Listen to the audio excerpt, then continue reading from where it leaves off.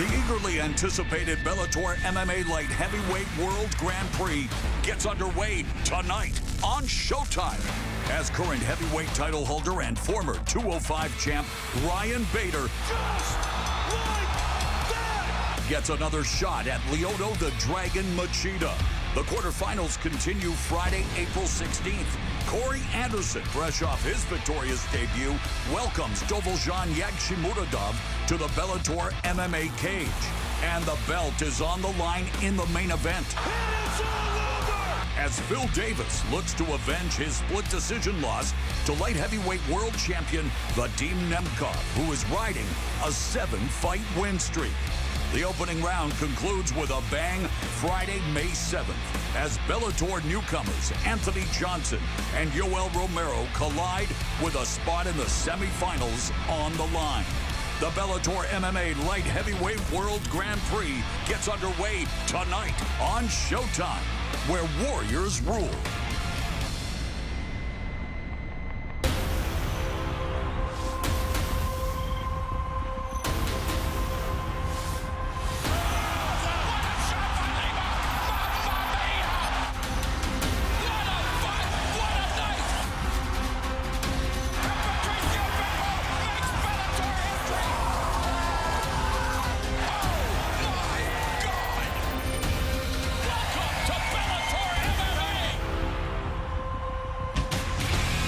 From the Mohegan Sun Arena in Uncasville, Connecticut, Bellator MMA Avengers assemble!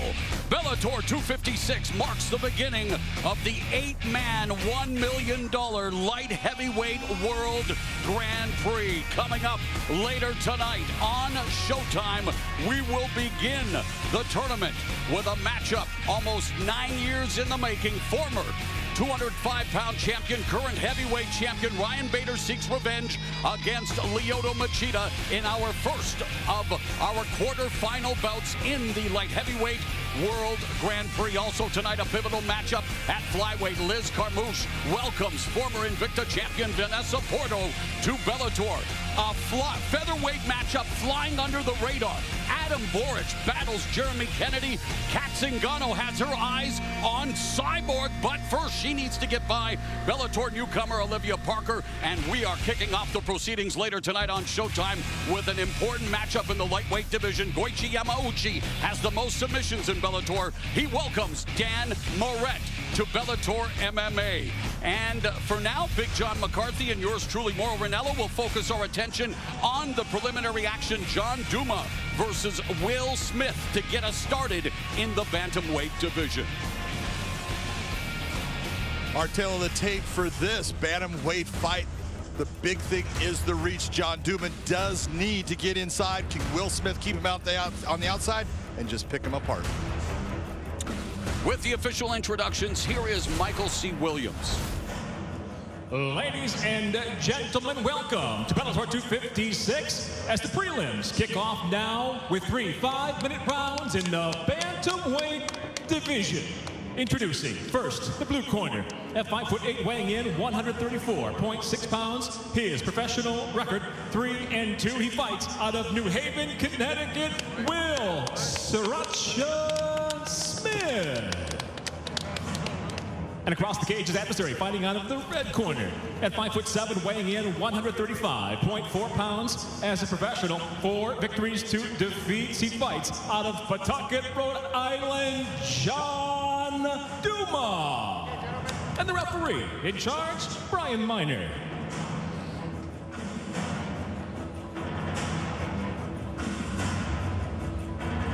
Brian Miner has been assigned this bantamweight battle to begin things here at Bellator 256 from the Mohegan Sun Arena. John Douma in the red gloves, Will Sriracha Smith in the blue gloves. And instead of getting jiggy with it, John, this Will Smith says he's going to get saucy with it. He says he's got too much sauce for John Douma. Douma, who is 4-2, all 4 of his wins have come inside the distance, looking to improve his Bellator record to 2-1. John Douma has fought somebody that is very similar to Will Smith. Will Smith's very athletic, long, lean. He's fast. John Douma's first victory in Bellator was against Mike Kimball, who had all those same attributes. And John Douma ended up taking him ground, and it was his technical fighting that got him that win. Ended up with a submission victory. Smith able to score with the jab, splitting the guard of Douma. Nice combination attempt by Smith, John, going with the jab, following immediately up with the right uppercut. Yeah, he's given a lot of feints right now, which is good, but he continues to move. It's when you see him start to set his feet, that's going to be something he's going to have to be careful with, because that's what John Douma is going to be looking for to shoot in for that takedown. Douma started wrestling at the age of 10, switched to mixed martial arts after he was done with his education. He's a diesel mechanic by trade. 2 knockouts, 2 submissions, showing some, well, potential in the bantamweight division, while Will Smith would like to forget his last fight, his Bellator debut, losing to Lucas Brennan in the 2nd round via TKO. And again, you're talking about contrast of styles. Will Smith's first opponent in Bellator, Lucas Brennan, black belt in Brazilian Jiu-Jitsu, very similar, probably has a better ground game than John Douma, but wants to get the fight into the same area. So it's Smith utilizing the feints, utilizing the movement. Douma marching forward, taking small steps, looking to navigate the distance. Delivers that jab twice as a rangefinder.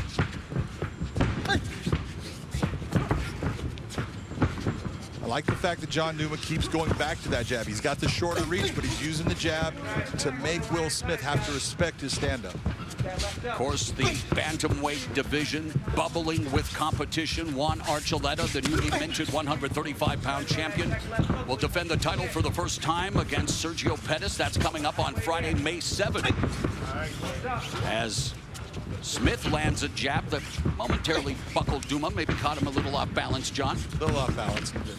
Nothing that hurt him, but Will Smith is doing the right thing right now. All this movement, this is really a good game plan by Will Smith. Don't set your feet. Don't get into that position where John Douma is going to be able to get into you and get you down. Douma changes levels and secures the takedown along the fence. Will Smith active. This is exactly where John Douma wants this fight. He knows if he's got the fight on the ground, this is his world, and this is where he can do good work. Douma has a rear naked choke and a triangle choke submission on his resume. Maneuvering Smith along the fence, delivering some ground and pound. Well, if you notice what John Douma is with his leg, he actually took himself into a half guard. Now he grabs the back. He's got to get that right hook in. Now that he has it, he's got the ability to stay with him. Douma debuted with a rear naked choke win in his professional MMA career back in August of 2017, looking for a rear naked choke here against Will Smith with 1:15 left in the opening round. More of a neck crank here, John. Well, it's on the jaw, which it's not comfortable, but if you're tough like Will Smith, you can survive it. That's why Douma gave it up. Will Smith needs to work his way, use that cage. He's got to break, get rid of at least one of those hooks and start to use that cage to get himself out of this position. Under a minute remaining in the first round, Will Smith is 3-2. He has been stopped due to strikes, but Douma is looking to hand Smith his first submission loss, but Smith defending rather well, and now, of course, time becoming a factor. Under 40 seconds left in the opening round. Still plenty of time for Douma. Plenty of time right now. Yeah, the time is starting to pace down, but all it takes is a couple seconds to set that choke in and make it work.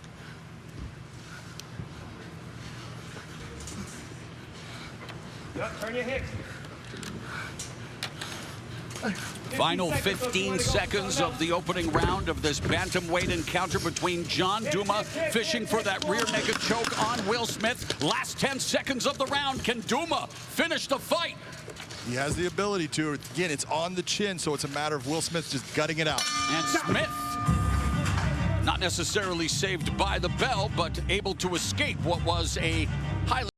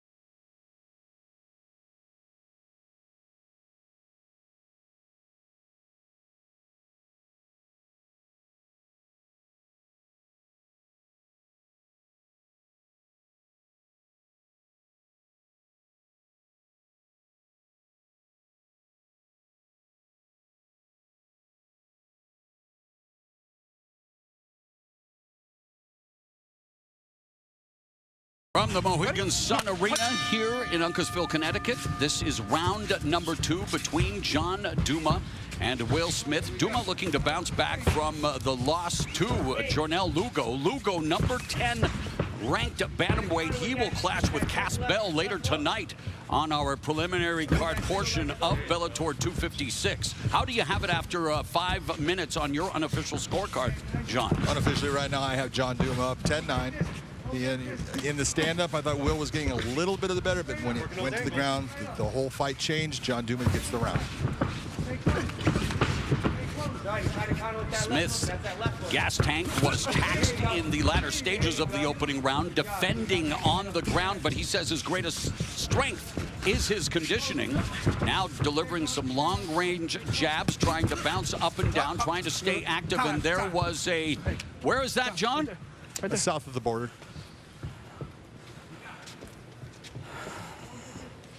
And he will have up to 5 minutes to recover.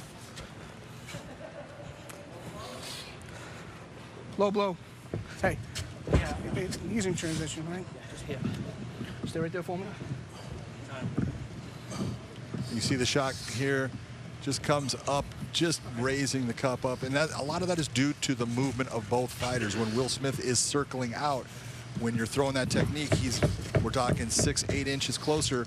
It's going to land different than that 6-8 inches. Now it elevates a little bit more. Smith told us there were too many chefs in the kitchen when it came to his last fight, his first in Bellator MMA, and it looks like he's ready to continue. He was defeated in the second round against Lucas Brennan at Bellator 244 last August, the first time he's been stopped in his incipient career, and this is just his 6th fight as a pro. He says he has to learn to listen to his gut, John, his instincts, believe in the sauce.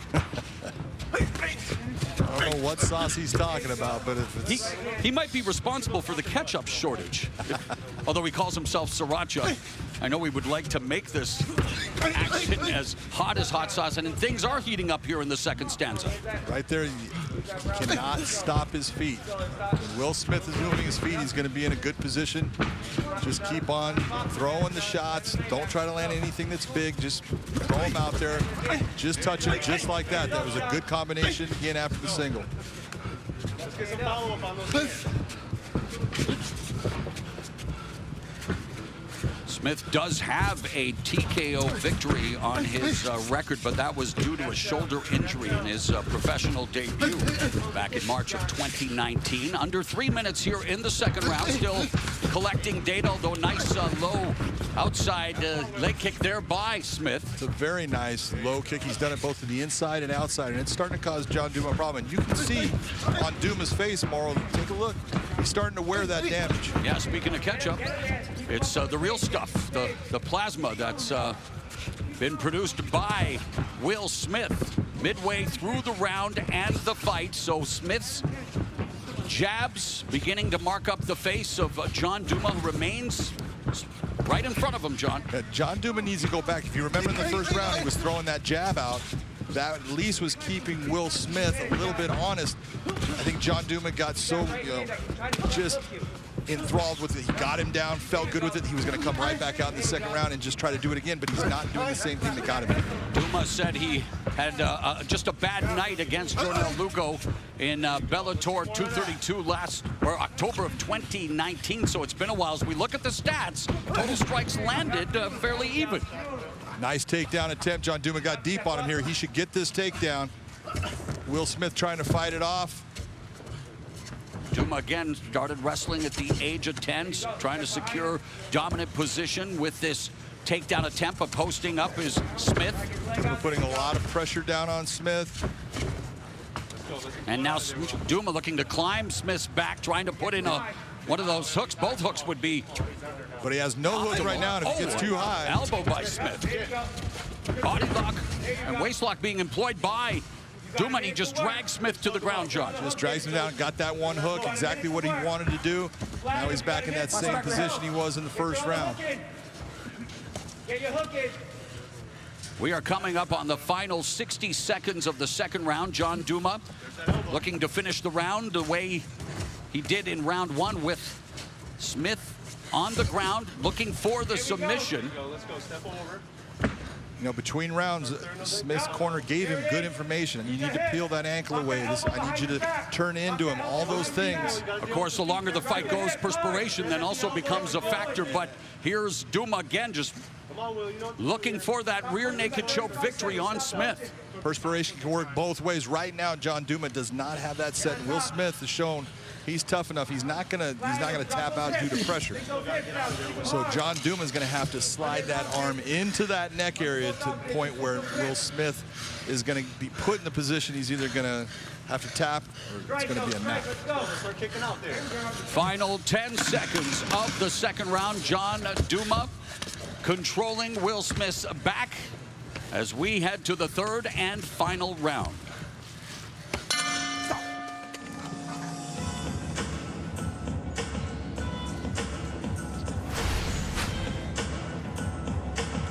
Right hand by Smith wasn't exactly thrown well as he dipped his head.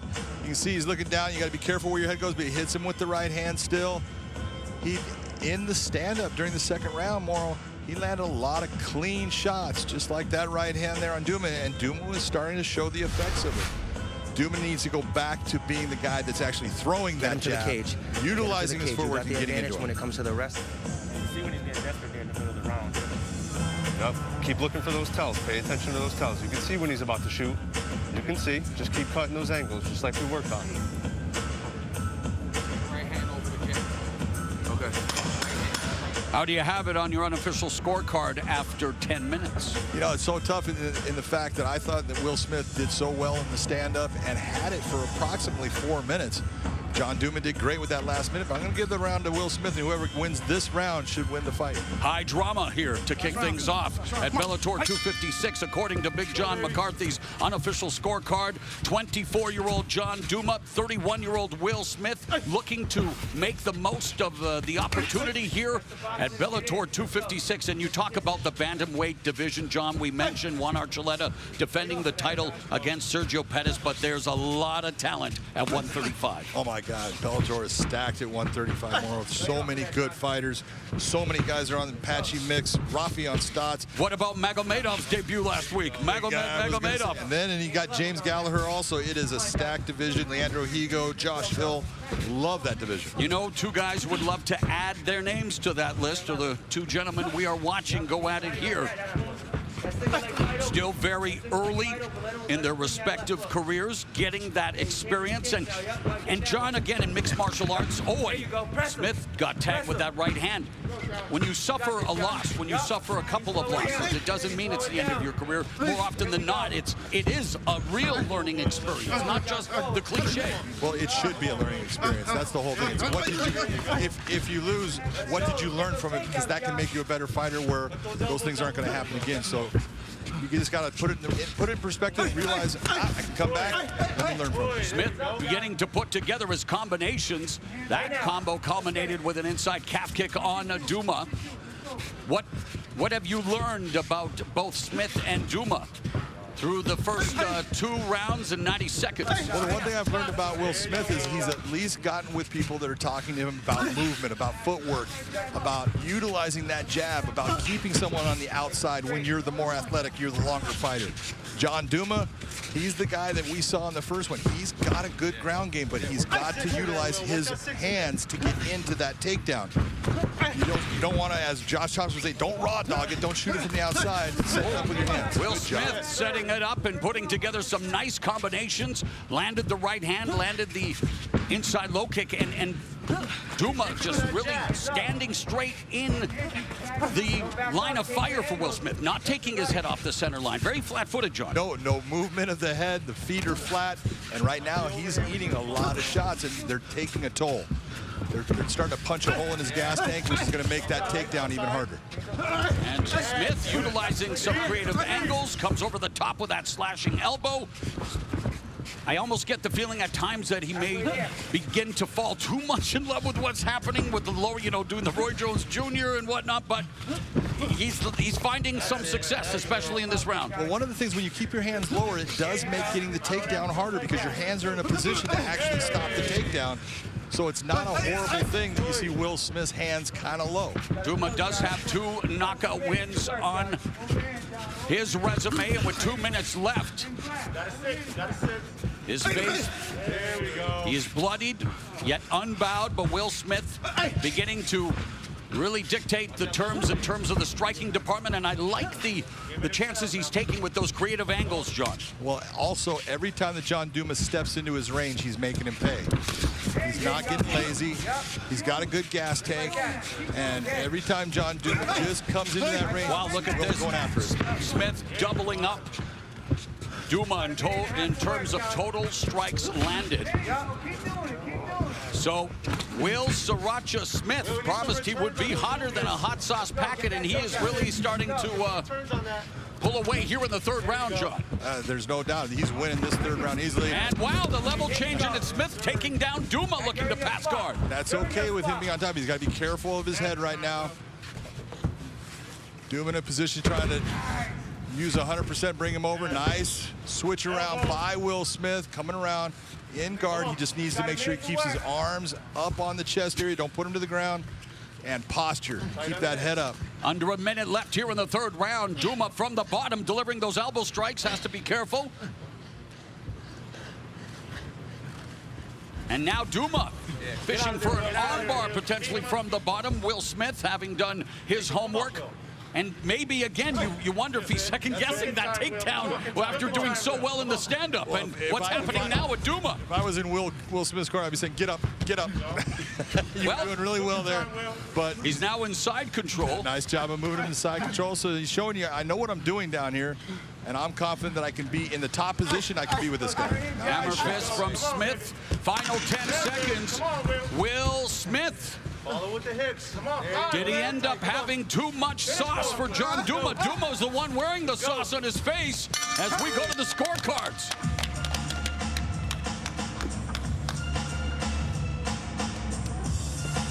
So what do you think, John, on your unofficial scorecard? How do you have this 15-minute affair at 135?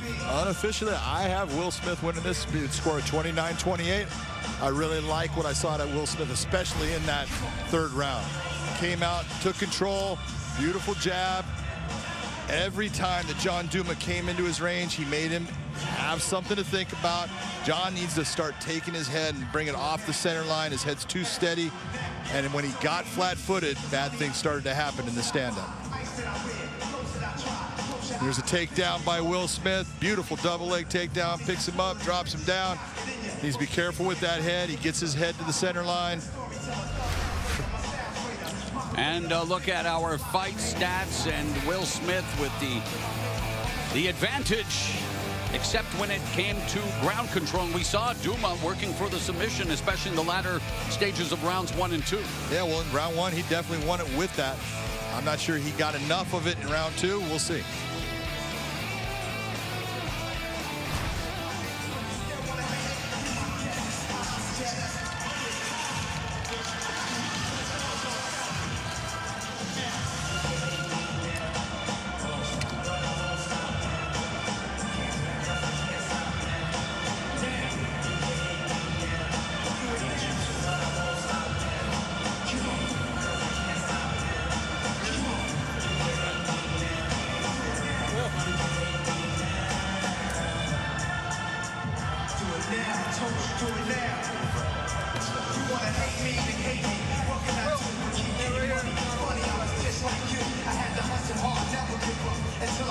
Let's make it official. Here is Michael C. Williams. Ladies and gentlemen, having gone the distance, we'll go to your 3 judges at cage side. Your first, Peter Rogers, scores at 29-28. He sees the fight for Douma. Your second judge, Eric Colon, scores at 29-28. He sees the fight for Smith. Your third and final judge, Doug Crosby, scores at 29-28 for the winner by split decision, John Douma. John Douma secures the split decision victory over Will Smith. Big John, your reaction? It was a close fight. I personally believe Will Smith wins that fight. You take a look at the second round is the round that really is the difference maker, and that difference maker is Will Smith was on his feet for almost 4 minutes, landing way more strikes. Yes, he got taken down, but was never close to being submitted. I give it to Will Smith, but judges gave it to John Douma. Congratulations, John Douma. John Douma improves to 2-1 in his Bellator tenure, while Will Smith falls to 0-2. Let's welcome in our Fight Desk colleagues, Jen Brown and Josh the Punk Thompson. Well, thanks, War. Hey, he said your name way better than I could ever say it, by the way. He's been doing it for years. All right, well, it is great to be back here for our second of 3 straight weeks of Bellator MMA action right here inside the Mohegan and Sun. And, you know, I want to talk about, you know, we've got an incredible lineup of fights coming up tonight, Josh. You know? Yeah, I'm really pumped for the 2 female fights that are on the main card tonight. There's a lot of exposure for both, for all the ladies that are there, and so I'm excited for that fight. Well, tonight we also kick off the quarterfinals of our light heavyweight World Grand Prix. A lot is on the line. We've got 8 of the best light heavyweights in the world. They're going to face off in a tournament style that, of course, Mr. Coker is so well known for. A belt, a light heavyweight crown, and $1 million is on the line. And right here tonight, we've got a rematch. That is our main event of the evening tonight. Now, Josh, when you look, though, at this whole bracket and all the fighters that are in it, it really has something for everyone. It's hard not to get excited. Yeah, I think the fans are really eager to see, you know, the debut of Yoel Romero and Anthony Rumble Johnson. And so when we're talking about this tournament and what it has to offer, it's got those 2 new stars that are coming in, as well as, you know, the Vadim Nemkov carrying his title all the way to the finals if he can. Well, tonight, as we said, Ryan Bader is taking on Lyoto Machida. It is a rematch. That fight has a lot of people talking about what we're going to see, the evolution of these two. A lot is on the line for both of them. All right, we're going to get back to the fight action. Maura, back down to you. All right, thank you very much, Jen. We are set for action in the flyweight division. We will see the first appearance in a Bellator MMA cage for the undefeated Diana Avsaragova as she takes on the double tough, the tiny terror, Tara Graff, who wants to move her Bellator MMA record to 1-1. Our tape for this flyweight matchup. You see, look at the difference in age. 22 years of age and 34 years of age. Can the younger lady get it done, or is Tara Graff going to get her win? Here's Michael C. Williams. For those joining us live tonight on Bellator MMA's YouTube channel, we welcome you to the preliminary card here at Bellator 256 as we get set now for 3 5-minute rounds in the flyweight division. Introducing the blue corner at 5'4", weighing in 125.2 pounds. Her professional record 1 and 2. She fights out of Waldorf, Maryland. Tara, the tiny terror Graff. And across the cage, her adversary fighting out of the red corner at 5'7", weighing in 125.8 pounds, making her Bellator debut. She enters with 2 professional victories, no defeats, fighting out of Grozny, Russia, Diana Pantera Avsaragova. In charge, your referee, Kevin McDonald.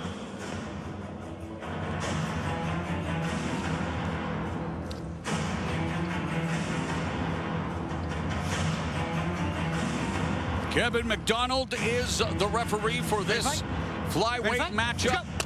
Scheduled for 3 5-minute rounds, the undefeated Diana Avsaragova in the red gloves, the 1 and 2 Tara Graff in the blue gloves. An aggressive start. Graff coming right at Avsaragova. Avsaragova, a master of sports in freestyle wrestling, but she's on the receiving end of a striking barrage from the Tiny Terror, John. Tiny Terror is going after her. She needs to be very careful. She's starting to overextend a little bit.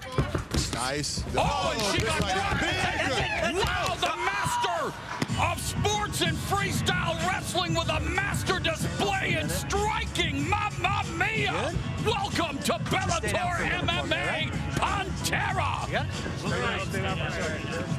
Just as I was telling you, she's starting to overextend by being so aggressive. Avsaragova lights her up with the right hand. 29 seconds, KO. Watch what happens here. She comes in, right hand, right on the button. That stuns her. She tries to collect herself. Avsaragova Boom, right back with that right hand again.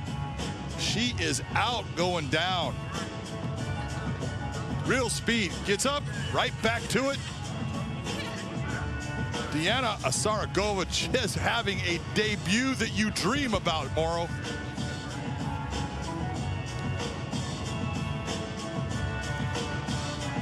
Watch this in real speed. Graff coming heavy, big shots, 2 big shots. It puts her out.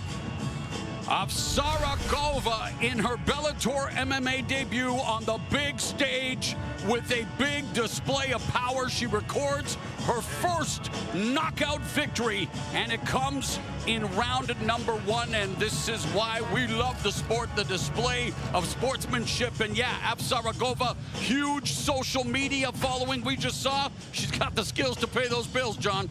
She's going to have a couple more people on social media following her after that one. That was an impressive debut.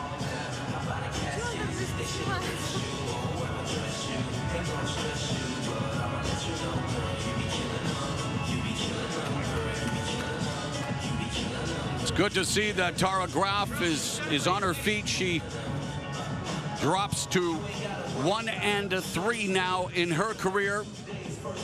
Let's make it official with Michael C. Williams. Ladies and gentlemen, the end comes suddenly. Just 29 seconds into round number 1. The winner by knockout and still undefeated, Diana Pantera Avsaragova. Diana Avsaragova. Diana Avsaragova. Boom! In her Bellator MMA debut. Let's go back up to Jen and Josh. Well, thanks, Mauro. Tomorrow, Showtime Championship Boxing returns with a 3-fight main card. Rising star Gerard Boots Ennis looks to earn a title shot. And in his way is former super lightweight champion and top-ranked Sergey Lipinets. That is tomorrow at 9 Eastern, 6 Pacific, only on Showtime. Well, tonight, the hunt for the contender position is on as 2 of the top female flyweights, Liz Carmouche and Vanessa Porto, square off. Now let's throw it across the pond to check in with Gareth Davies to break this bout down for us. Thanks, guys. A huge fight with deep significance in the women's flyweight division tonight as Liz Carmouche and Vanessa Porto battle for what is arguably a title eliminator to face current world champion Juliana Velasquez. Carmouche, who came within a whisker of finishing the great Ronda Rousey 8 years ago, enjoyed victory over Deanna Bennett on her Bellator debut and now faces the Brazilian Porto, the former Invicta flyweight champion. Porto has had a long career, and the Sao Paulo submission specialist, 50% of her 22 wins are by submission, will undergo the toughest of debuts against Carmouche. Robust and powerful, Carmouche trains in San Diego with former flyweight champion Ilima Leigh McFarlane. She developed toughness and resilience over 5 years in the Marine Corps as an aviation engineer. It's all to play for. War in the cage tonight with both women on a mission. Can one of them get the title shot? Back to you guys. Well, that's our co-main event. And as Gareth talked about, Porto is coming in with that confidence, right? She's got that 4-fight win streak. She wants to make a statement in her Bellator debut. And if you look at the rankings, she's got a great opponent. She's got the #2 ranked fighter in Liz Carmouche, and if she can get a win over her, I think that says a lot for where she might end up on our rankings. Yeah, but Porto's fought the who's who in MMA, and the fact is Liz Carmouche is nothing different than what she has seen. And so for her to actually jump in to fight Liz Carmouche, who is ranked #2 right now, that gives her an opportunity to stamp her name in her debut. Well, both women have fought the who's who. You know, what's interesting, though, is when we talk to the girls, I didn't really get to see a size difference, but when we saw them at weigh-ins, the thing that stood out to me, Josh, was that Liz Carmouche was the bigger fighter, and that's not really typical for her in most of her matchups. That's extremely rare, honestly, for Liz Carmouche. She's normally the smaller fighter, but what makes her so good is her tenacity. She comes forward, her grappling, her ability to get females to the ground and just dominate them. As you can see right here against Deanna Bennett, she's got great positioning, great control. She wears on you to the point in the 3rd round here. She's able to get Deanna Bennett back. slipping the choke, and the fight was done. In her debut, there's a lot of nerves that come with making your debut, and she felt those going into the second round. She didn't have a great second round, but going into the third, she had a reality check to herself and was able to grit through it and get to the back and finish the fight. Well, you know, it's interesting because we talked about Porto is making her debut tonight, and, you know, there are those nerves that you just talked about, and I think that probably gives Carmouche a bit of an edge coming in because she's shaken that off. She's gone through her first fight. Now Porto has to go through that tonight. That's a learning experience. New contract, new promotion, all eyes on you for Porto. Liz has already been through it. She understands what the pressure is. So the fact is, Porto's dealing with more of the nerves than Liz is tonight. If Liz gets a win tonight, does that make her the #1 contender? I would imagine. I mean, that's something you have to ask Scott Coker, not me. Oh, come on, Josh. I feel like you know, you've got his ear. All right. Well, we've got our next fighters in the cage ready to go. Moro, take it away. All right, Jen, time for the lightweights to light it up here at the Mohegan Sun Arena. Nainoa Dung set to do battle with Bellator MMA newcomer Izzy William. Our tail of the tape, as we saw in our last fight, we went after that age. I'm doing it again. I got another 22-year-old going against a 33-year-old. We have seen Nainoa Dung is a person who has been raised to fight, but he's fighting a very tough individual in Izzy William. Here's Michael C. Williams. Tonight here, Bellator 256, the prelims continue as we move to the lightweight division. Set for 3 5-minute rounds. We introduce first the blue corner at 5'7", weighing in 156 pounds even. His professional record 4-3. He fights out of Cleveland, Ohio. Izzy, the suspicious William.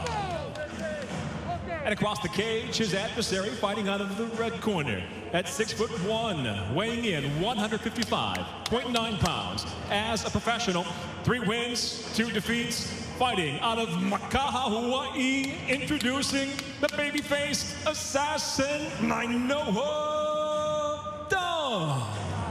And the referee in charge, Brian Miner. Brian Miner, third man inside the Bellator MMA cage, set for 3 rounds in the Bellator MMA lightweight division. Both Dung and William looking to get back on the winning track. The bell in round 1. Dung at 2-2 in Bellator in the red gloves, while the newcomer William is in the blue gloves. And John, you were and still are very high on Nainoa Dung. Came out storming, won his first 3 fights in his professional career. A guy who at 16 got to train with BJ Penn at Jackson Wink in Albuquerque, New Mexico. This guy was destined to be a fighter, and yet he's lost 2 in a row. He has lost 2 in a row, but it's that whole thing you were talking about. You've got to learn from those losses, and I think he has learned. He is now training at Stanford MMA, and he's fighting and training with killers all the time. Guys that are better than him, and that's how you get better. You can't be the big fish in a small pond and expect to be a guy that's going to take over the world. You've got to go with all those guys that have that experience, and that's what he's doing. Stanford MMA, where noted striking coach Henry Hooft oversees the proceedings, and yeah, a murderer's row of competition, and what a blistering combination displayed there by Dung. You talk about hand speed. And that's what I'm talking about, and the whole point before it, all of that, he's nice and calm, relaxed, taking his time, and then when he explodes, it's fast and it's vicious. Still just 22 years of age, Nainoa Dung says he loves mixed martial arts, but he's a kickboxer at heart, and we are seeing him and his striking prowess on display early here against William. And what a story for Izzy William. Born in a very remote village in Papua New Guinea, made it to the United States as a grade 11 exchange student, graduated from the University of Akron, Ohio with a degree in mechanical engineering, and now looking to make the most of his Bellator MMA debut, but he's on the receiving end of the business from Dung in this round, John. Yeah, right now the range of Nainoa and the way that he's able to set up his shots is giving Izzy a little bit of trouble. He's starting to lunge, and you can't lunge. If you start to lunge in, you're going to get caught. So he just needs to figure out his way of moving his feet to get himself inside. William with the outside kick, and there's Dung returning a calf kick, and Dung goes over the top with the right hand, blocked by William. And it's William, not Williams. Midway point of the opening round, and Nainoa Dung has commanded the center of the cage, showcasing his diverse striking and that hand speed. And we are seeing the maturation process of Nainoa Dung right before our eyes here, John. Boy, and he's really setting up that low calf kick. That lead leg. Oh, what a lead left hook to the liver, and then a left hook upstairs. Beautifully done by Dung. It was absolutely beautiful. And yet William went down, popped right back up, but so far he has no answer for the striking proficiency of Dung. He's doing a good job of hiding it, but he's hurt still. You know, right now he has no answer for anything that Nainoa is doing.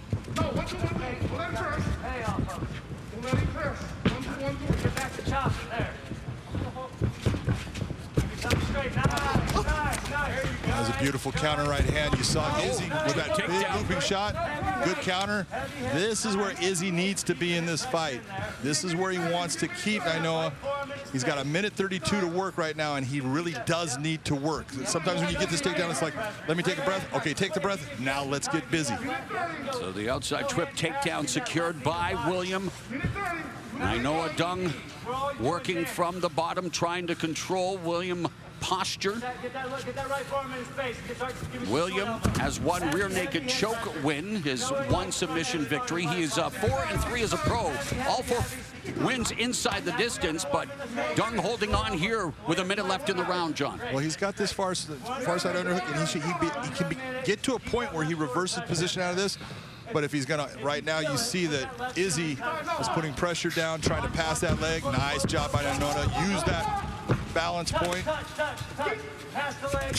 Very nice by Izzy to Dung position. And that one. Yes. He was looking to split the uprights. He was a former rugby player, but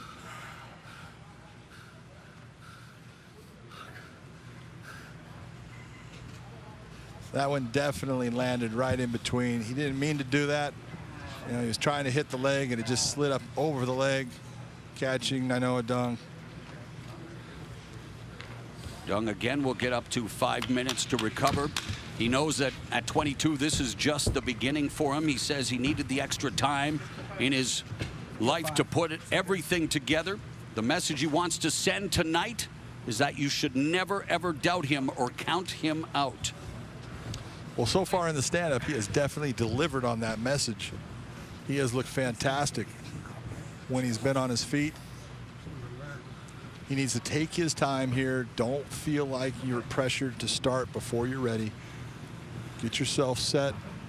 What do you think of William thus far in his Bellator MMA debut? You know, I think that Izzy William has done a very good job of trying to get himself into that takedown position, because he's not going to be the guy that can stand with Dung for very long, so he's got to get inside to get those takedowns. We are just getting started here at the Mohegan Sun Arena. You're watching Bellator 256 preliminary action.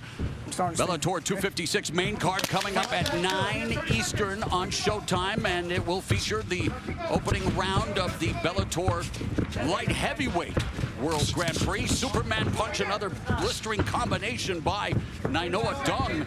But Ryan Bader and Lyoto Machida, they will rematch in our main event tonight, the first of the quarterfinal matchups in the $1 million Bellator MMA Light Heavyweight World Grand Prix, as Dung continues to paint a pretty nice portrait of his striking here in the opening 5 minutes.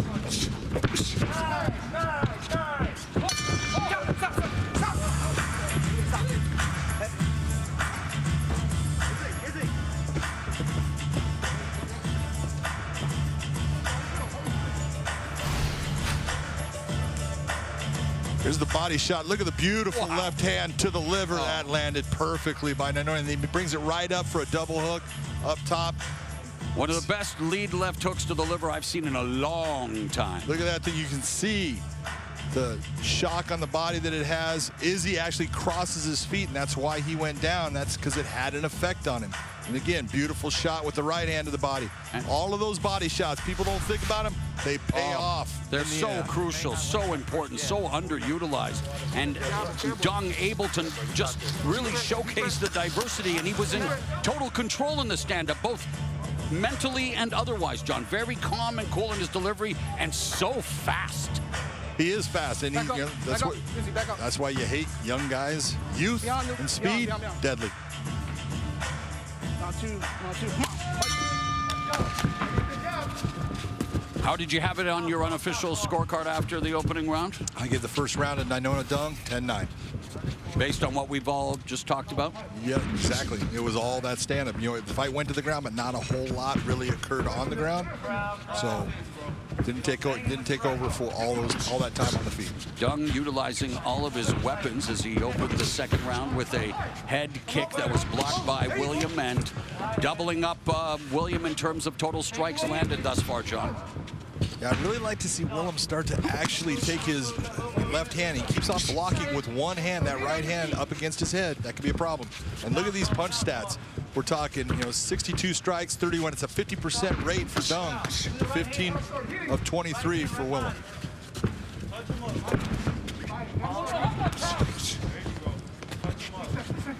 First minute gone here in the second round.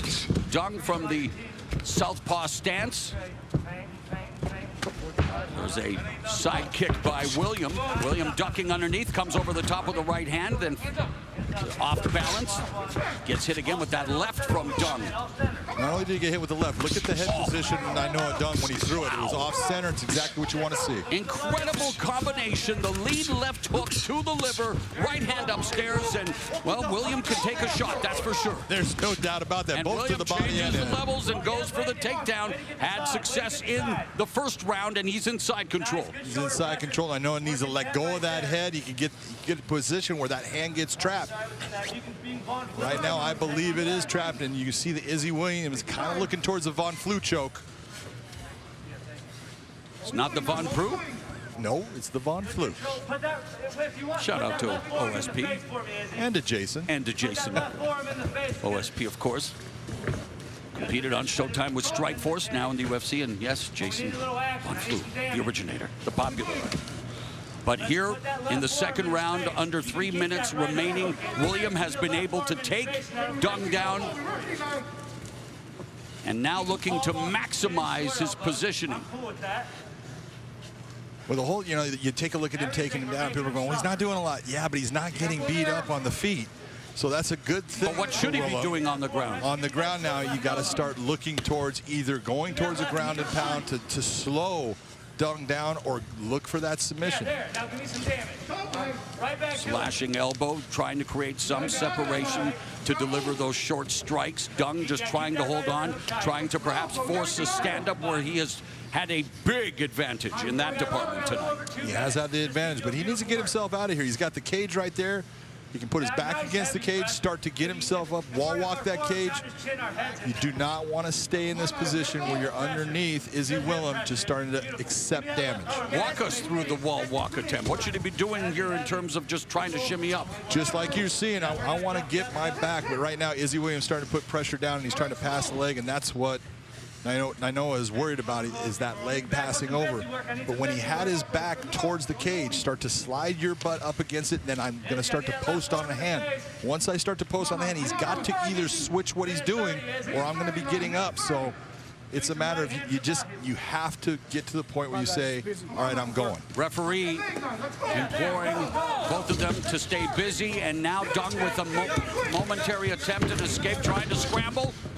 Kick the legs, kick the legs, kick the legs. Look to pass the legs. Watch the up kicks. Watch the up kicks. Hands up a little bit. 1 minute, 10 seconds. Look for your leg drag, look for your leg drag. Keep kicking. Go ass. Go ass. Used to see a lot of this in Pride Fighting Championships days. Remember Mauricio Jogadua diving through guns like this from the butt scoop position. And what should be happening here, John? Well, right now you're seeing the referee is standing there, and because Izzy Williams is not given any distance, he hasn't stepped away from him. That's why Brian Miner, the referee, is letting him go. And Dung striking from the bottom, and now sitting up, but keeps a shot from William. William becoming more aggressive now, looking for that guillotine. He does not have it right there. It is not going to work for him. As long as Nainoa can stay to the side of that, his neck is safe. As you mentioned, there is a potential at the Von Flue. It was. And now 20 seconds remaining in the second.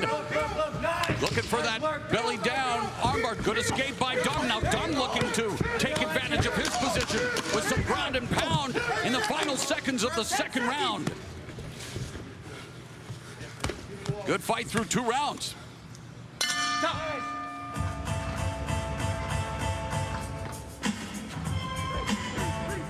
So, what you got? After 2 rounds, I have the fight 20-18 for Nainoa Dung. And the reason why is Izzy, when he's on the top position, isn't doing enough to do damage. He did a little bit, but then you just watch what Nainoa Dung did in those last 15-20 seconds. A lot of damage. Look at these body shots. People forget these things. That is a beautiful body shot. Nice right hand over the top.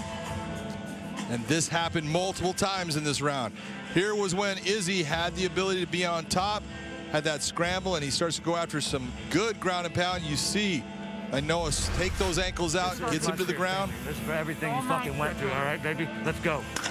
Some motivation for Izzy William. We told you about his story, coming from a remote village in Papua New Guinea years ago, seeking a better life here in America. Met his wife, is a mechanical engineer, but he needs to engineer more offense here in the 3rd and final round. And did we mention that Henry Hooft is a pretty good striking coach? Nainoa Dung continuing to add to his arsenal.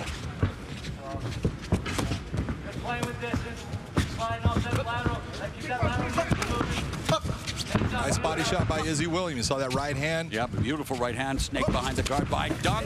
There's that shot. Good sprawl.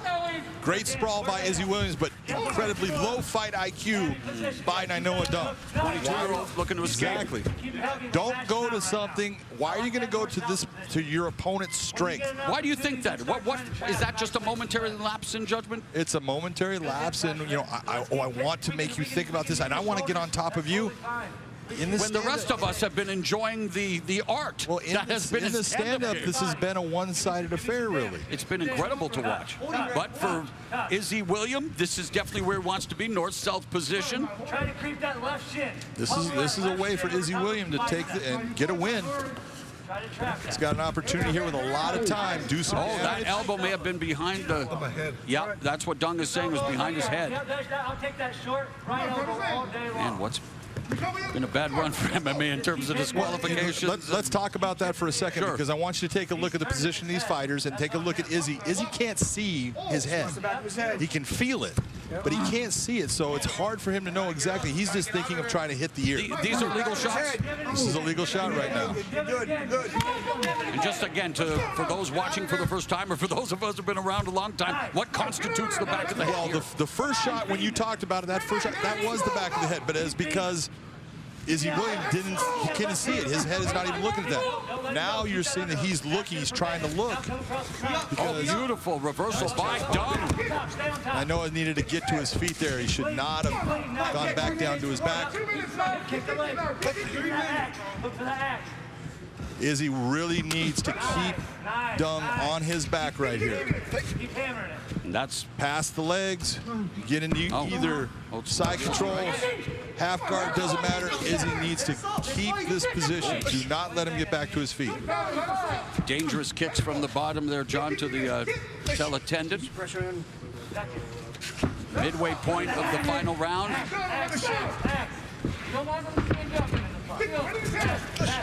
This is what Izzy needs to do. Keep that pressure, stay connected. Trying to pass guard, drops a hammer fist, passes. And Dung now trying again to just neutralize Williams' offense. And again, right there, we're talking about young fighter, fight IQ. You're doing so good on your feet. Why are you going to lay flat on your back and kick? Work to get yourself up. There's ways from this position to throw that kick so I can get myself back up. Showcasing some flexibility here as Dung looks for the reversal again. William in the north-south position, still on top.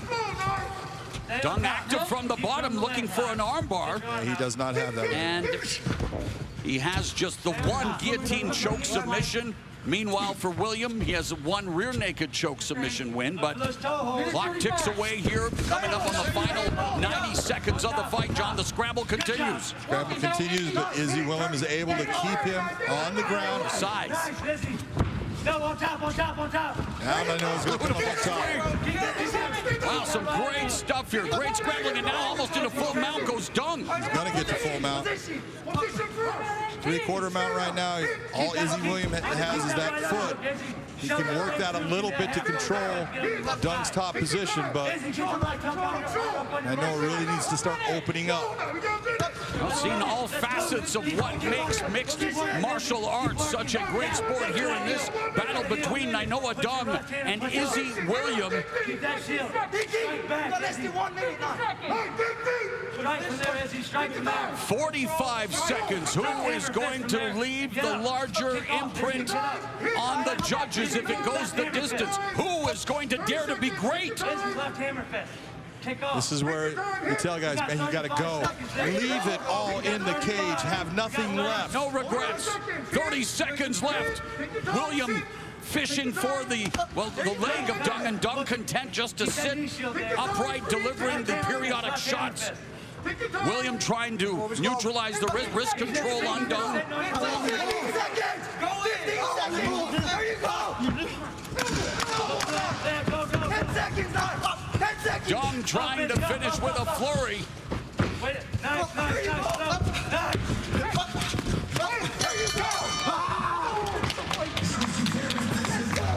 Nainoa Dung with a primal scream, but did he leave it all in the cage, John? We saw so many great moments from his striking. Izzy Williams obviously had success with a takedown and some control on the ground, although Dung very active in all facets. Here we have the ground action. Here's the elbow. This is the one that cut Nainoa Dung. That elbow landed solid right against the bridge of the nose. That was a hard elbow. That hurt. But it was Nainoa Dung taking his time underneath, but not really trying to get out until finally he decides, I'm going to explode. I'm going to get out of this position. He does. He reverses it, comes up, starts landing big shots, holds position, takes his time.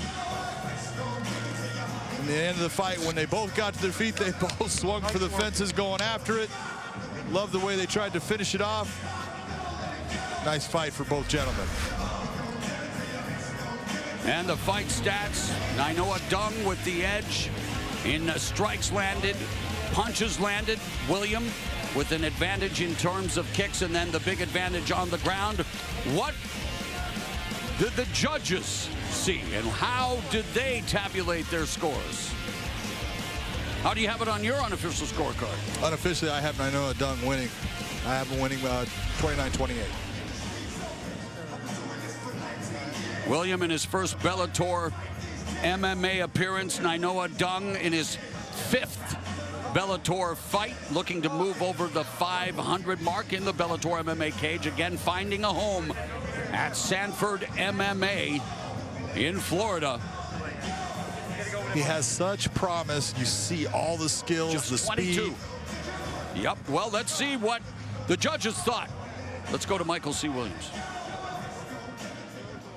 Ladies and gentlemen, for the official decision, we'll go to your judges' scorecards. Your first judge, Peter Rogers, scores it 30-27, while judges Dave Peabody and Eric Colon both see it the same, 29-28. All have it for the winner by unanimous decision. The baby-faced assassin, Nainoa Dung. Nainoa Dung spoils Izzy Williams. His debut in Bellator's Nainoa Dung bounces back and snaps a 2-fight losing streak. So Nainoa Dung seems to have, well, hand to glove when it comes to Nainoa Dung and Sanford MMA. Let's go back to Jen and Josh. Well, Bellator 256 continues here live from the Mohegan Sun Arena in Connecticut. But remember, day or night, if you've got the fight bug, Bellator MMA is always streaming on its 24/7 Pluto TV channel. It's available now on your favorite devices, so look for us in the sports category.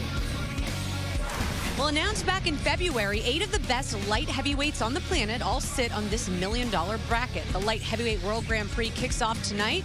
Former division champion and current heavyweight champion Ryan Darth Vader meets a man with a familiar fist, one of sport's greatest, Lyoto Machida. And for more on this main event, let's check in with Gareth Davies.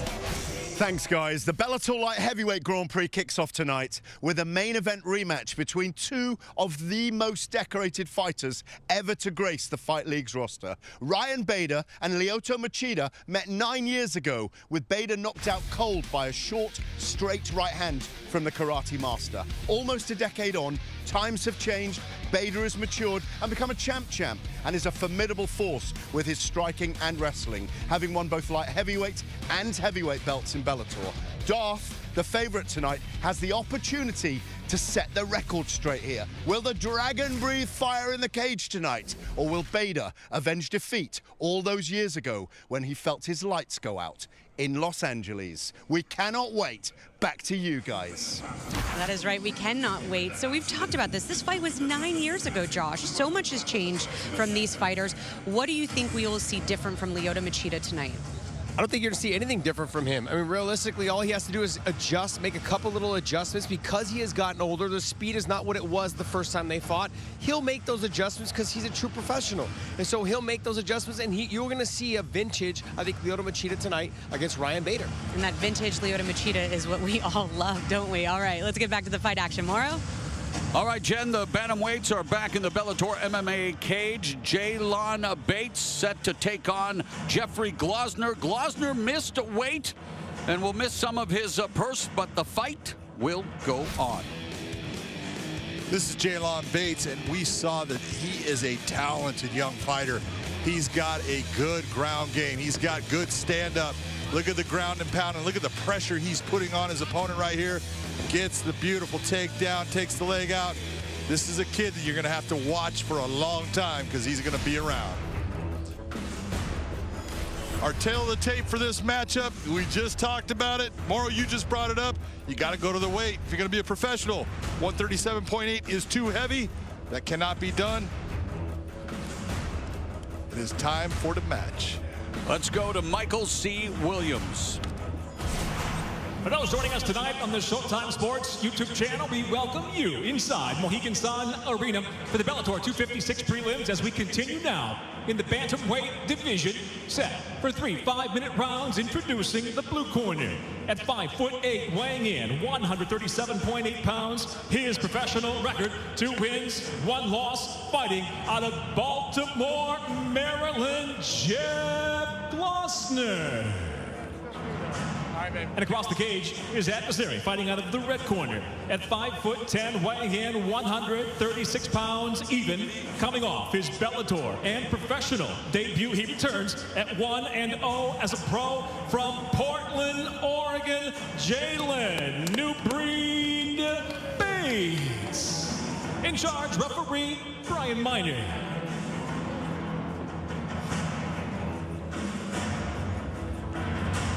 Brian Miner is the referee. Getting his work out here, 3 in a row. Yeah, Jaylon Bates trained at Floyd Mayweather's gym in Las Vegas. Jeffrey Glossner, 2-1 with 2 knockouts. Bates in the red gloves, Glossner in the blue, and they immediately come together, and immediately Bates secures the takedown into side control. Frenetic start to this bantamweight bout. Boy, they are going at it right now. There's a lot of little techniques going on. Jaylon Bates controlling the position, staying heavy, getting his head in a position where he can keep pressure down on Glossner and keep his back off of that cage so he can't get up. Bates training with Fabiano Scherner at American Top Team Portland, while Glossner fighting out of Severn, Maryland. That's not named after Hall of Famer Dan Severn, right? He's from Coldwater, Michigan, as Bates looking to pour cold water on Glossner's fight here tonight. Bates all over Glossner in the opening minute, John. There you saw Glossner trying to use the cage to get himself back, and Bates just stopped it. Bates landing some heavy body shots, bringing the knees inside. That right hand's been attacking the rib cage. Bates, 24 years of age, very active, securing the neck of Glossner. Securing the neck, but he doesn't have the ability to finish that off with where he's at right now.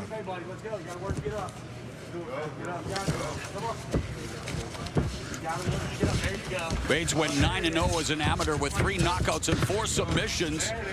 Glossner back up to his feet. Knee grazes off the rib cage of Glossner, and you talk about tenacity. Jaylon Bates. Jaylon Bates putting a lot of pressure. Driving into Glossner, getting his hands wrapped, takes him back down. Glossner looking for the Kimura grip here. Glossner joined Josh Koscheck and national champ Gregor Gillespie, an Edinburgh University alums who became pro mixed martial artist, but he was taken down early in this fight. Sometimes when you have that wrestling background, you think, oh, he can't take me down. And then it happens, you go, whoops. And Jaylon Bates may allow Glossner back to his feet. No, attacking the legs. Man, confidence just exuding from every pore of Jaylon Bates, John. This is his second professional fight. That was a beautiful right hand, straight right hand as he was on the ground. He landed coming down into him. He's been fighting since he was 5 years old.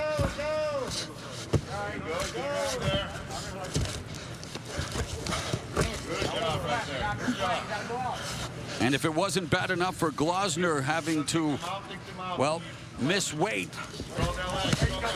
he's having to wear the extra weight of Jaylon Bates in this opening round of action. Jaylon Bates is making him pay for having those extra pounds, saying, you didn't do it right, man. I came in on weight, you should have too, but right now Glossner needs to really work his way out. That single leg that he was holding onto is not going to work for him. Jaylon Bates continuing to put a lot of pressure, a lot of weight down on him, just landing multiple strikes. Glossner trying to turn into Bates. He's got control of Bates' right leg, but it's just leaving him exposed here, John, to these strikes, these elbow strikes from Bates. Exactly. He's got that single. He thinks he keeps on putting his hands back to it. You're not going to get that single. You got to figure out your body position, where you're at. Oh, wow. Underhook by Bates. Glossner back on his back. Bates, perpetual motion here. Just all, I mean, every facet now just continues to focus. Referee Minor imploring them to work. We've seen a lot of these positions here tonight, He's been working for 4 minutes straight. I think he meant maybe Glossner. A minute left, and there was that Mauricio Shogun Hua-esque shot that I'd mentioned earlier, trying to just land the big money shot on Glossner. And total elbows.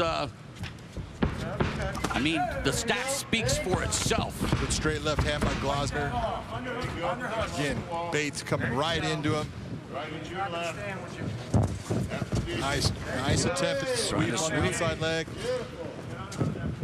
All those things, just to get your balance back, it takes energy. Nice job by Bates. Bates has Glossner on the canvas. Glossner controlling the posture, though. Well, he's trying to control the arms. Just the arms. He was taking backside takedown, but he's got to do a lot more than control. It's one-way traffic, a dominating opening 5 minutes for Jaylon Bates.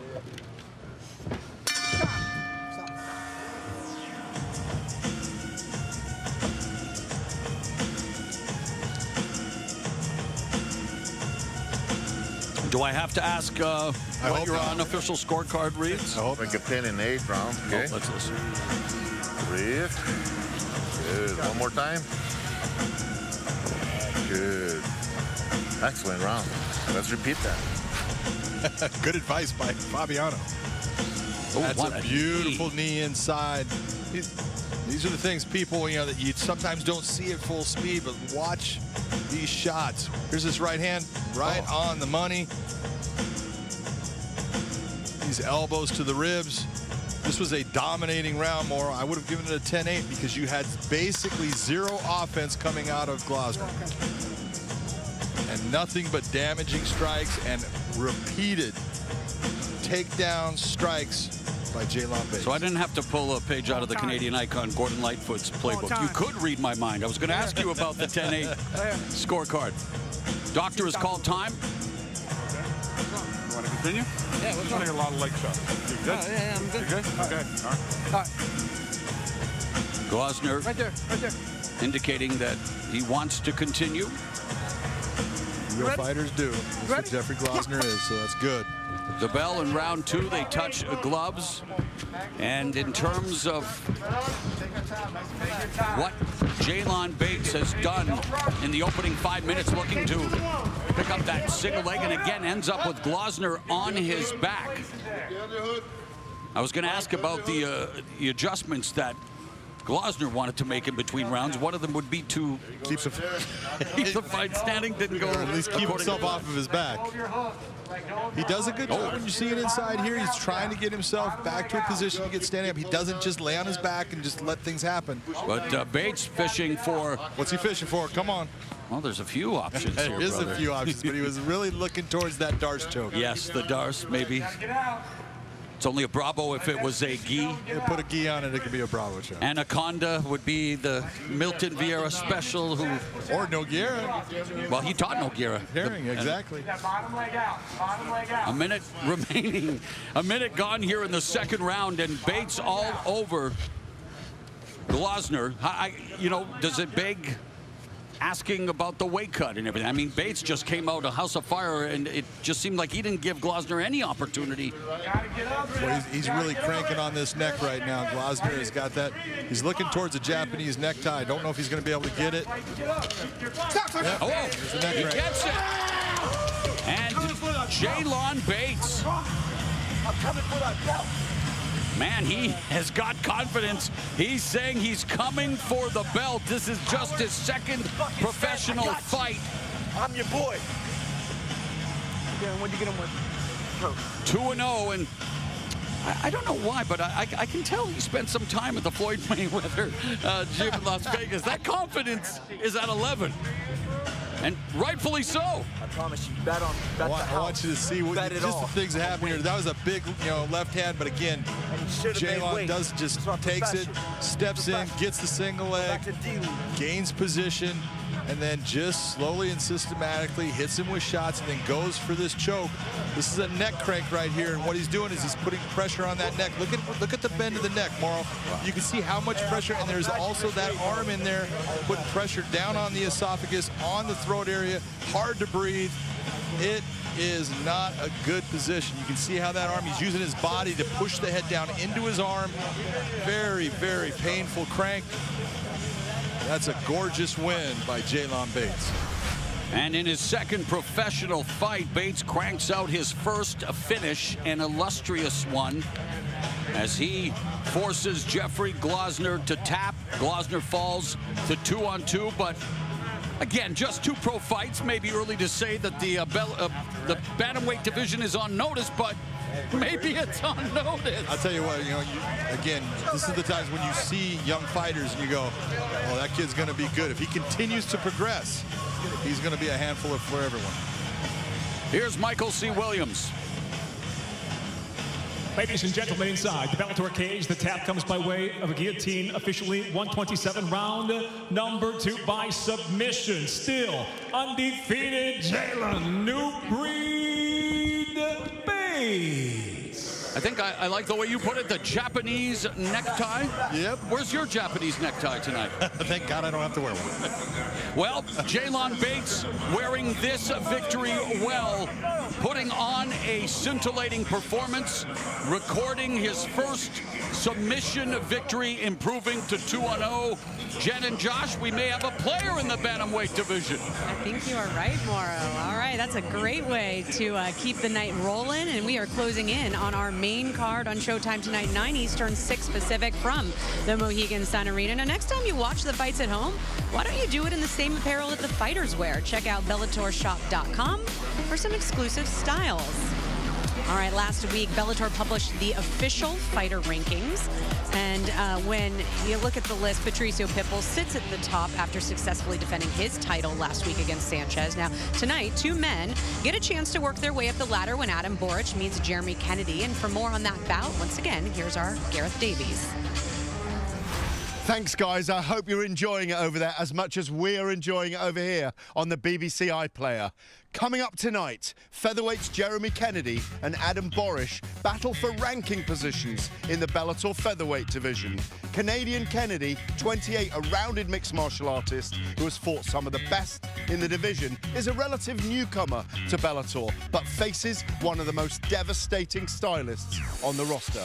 Borish, 27, born in Hungary, but now fighting out of Sanford MMA, has lost just once in his 17-fight career on a night when he was old man by Darian Caldwell in the Bellator Featherweight Grand Prix. Borish told me that the loss was a good thing for him. With notable victories over Aaron Pico, Pat Curran and Eric Sanchez, the kid throws down against the bandit from British Columbia in what promises to be a thriller. Back to you guys.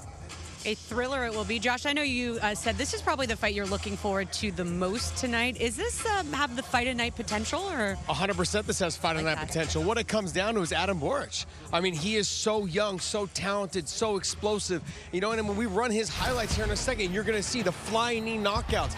He did it here against Nikolov. He did it again to Aaron Pico. You'll see he sets it up, he steps back and clears the space to make room for that knee to fly through. You know, and then he also a dominant victory over former champ Pat Curran in the first round of the featherweight tournament. He is somebody that is young, explosive, has all the tools. Another flying knee right there. He is somebody that has all the tools to get to that next level. It's the fact that he's so young and he understands what he has to do is which makes him special. I can't wait to see how he progresses from fight to fight. Well, Jeremy Kennedy, his opponent, you know, he had a very impressive Bellator debut. You know, he made that statement, right? The I am here, I have arrived kind of statement when he fought Matt Bessette. What did you think about what he was able to do in that fight? Well, we talked earlier about Liz Carmouche and Kat Zingano having, you know, their debuts and how tough it is. Anytime you go to a new promotion, it's hard. There's a new contract, new money, all of these things. But you can see right here, Jeremy Kennedy dominated this fight from beginning to end. Big slams, big takedowns. He controlled every position and every aspect of this fight. He is somebody that stamped his name in this division, and I'm telling you right now, Adam Borish has got his hands full tonight. Well, a little fun fact for the fans at home watching. 32-3. That is their record. You know what that means? That means that they're very good. They are very good. And hopefully we're going to see some fireworks tonight, Mauro. Absolutely, as we get set for this anticipated featherweight fight on the preliminary portion. Cody Law, unbeaten at 2-0, all in the Bellator MMA cage. He takes on the 2-0 Nathan Ghareeb, who is making his Bellator debut. Well, we've seen Cody Law before, and this guy has got it all. He is a good wrestler. Here's a nice Darce choke setting it up. Puts the pressure on the neck. Then starts to pull him over. Sits under it, which actually increases the pressure. Good job by Cody Law. That was his debut fight. Then he had a very tough 3 rounds against Kenny Champion. Took him down multiple times. A lot of ground and pound. Finally getting a referee stoppage with ground and pound late in the 3rd round. Cody Law, his wrestling, his stand-up, and now his submission game getting good. This is a dangerous guy. Our tail of the tape for this fight, 2-0 versus 2-0. You gotta love when both guys have an undefeated record going into the fight. Now we go to Michael C. Williams. Tonight here, Bellator 256, the preliminary card moves now to 3 5-minute rounds in the featherweight division. Introducing the blue corner at 5'8", weighing in 143.8 pounds. Early on as a professional, he's undefeated at 2-0 from Southampton, Massachusetts, Nathan Ghareeb. And across the cage, his adversary, fighting out of the red corner at 5'9", weighing in 145.2 pounds. As a professional, he too stands undefeated with 2 victories, no losses. He fights out of Pittsburgh, Pennsylvania, Cody Law. In charge, Todd Anderson. Todd Anderson gets the assignment for this matchup. In the featherweight division. Ready? Ready? Hey! Cody Law in the red gloves, Nathan Ghareeb in the blue gloves. I do not recommend gorilla gluing your eyelids open, but try not to blink. John, these guys have treated their opponents like a gorilla treats a banana. Both undefeated, both wins inside the distance. Nathan Ghareeb really likes to stand and fight. He would rather be in the stand-up than he is the ground, but he does. He's got good wrestling. He's got a good submission game. Law was an NCAA Division II national wrestling champion. Boy, Cody Law just landed a beautiful straight right. You saw how Nathan Ghareeb, he actually had to move his jaw off of that one. Ghareeb now from the southpaw stance, back to orthodox. Law staying out of range. Law navigating distance. Throws the kick, tripped up, back on his feet. So they are definitely strategically coming forward, not necessarily making it a firefight yet, but you get the sense at any time, John. Putting pressure. And there's Law looking for the takedown, snatches a single, wants to run the pipe, looking for that trip. This is the big difference when I'm looking at this fight. It's the wrestling of Cody Law. He has a distinct advantage in the wrestling department. Yeah, Ghareeb joined the Division III Springfield College wrestling team after high school, but injuries derailed his career. Right here. Put his head on the cage. Put his head on the elbow. Keep his head down my elbow. Hit him on the cage, Cody. Put him on the cage. Ghareeb doing a nice job of trying to control his posture, keep him down, use palm strikes to the side of the head. Now he gets himself towards the cage. Don't let go of that cage. Don't do it. Watch the up kick. Nice. Don't dive in there. Don't dive in there. There's a transition right there. 2 minutes gone in the opening round. Ghareeb active off his back. Nice smash. Striking from the bottom. Law looking to pass the guard. Ghareeb doing a very nice job of creating problems for Cody Law here. Active defense. Ghareeb trying to get up and almost got a haircut courtesy of Cody Law.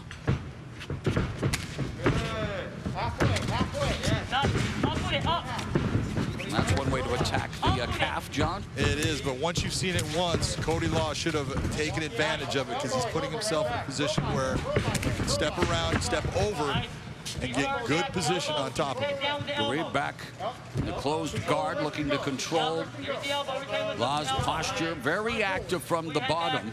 Pressure. Put his head on the cage. Head on the cage. Head on the cage.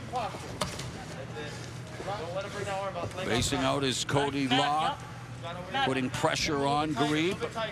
Elbow over the top. Watch off your head. Elbow. Large throat. Elbow. Yes. Right now, what you want to see if you're in Cody Law's corner, you want to see that head exactly where it is, right over the top of his head. Now you're in a position to level heavy strikes. When you have your head down towards his sternum, now you're kind of reaching up and over, and it takes some power off those strikes. But that was a really nice right hand. That was heavy. That was heavy. Now working your open guard a little bit now, too. Yeah, kick back and go to half. Coming up on the final 90 seconds of the opening round. Ghareeb very busy on the bottom, trying to neutralize Cody Law. Law in top position, open guard of Ghareeb. Wall walk to get you close. You can kick back, go to A lot of time when people are watching ground and pound like this, they're seeing that Ghareeb is landing shots, and they're saying, well, it's even. It's not even.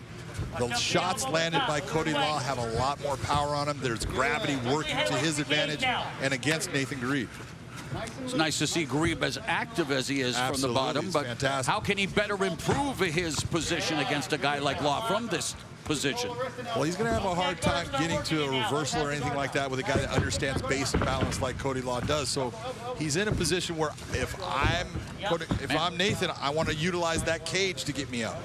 Ghareeb very comfortable on his back, even though he's 2-0 with 2 knockouts. A purple belt in Brazilian Jiu-Jitsu as we come up on the final 30 seconds and some ground and pound from Law. Again, nice and loose. Don't grab it. Cody Law now starting to posture a lot more. Take a look at the posture of him, keeping his head up. You're seeing that back starting to straighten out in the up position. That's going to give him the ability to land big, powerful elbows and punches. Well, Law predicted a head kick KO as the finish of this fight. We have completed 5 minutes as Ghareeb continues to attack the body of Law. Let it up easy. Watch your ankle.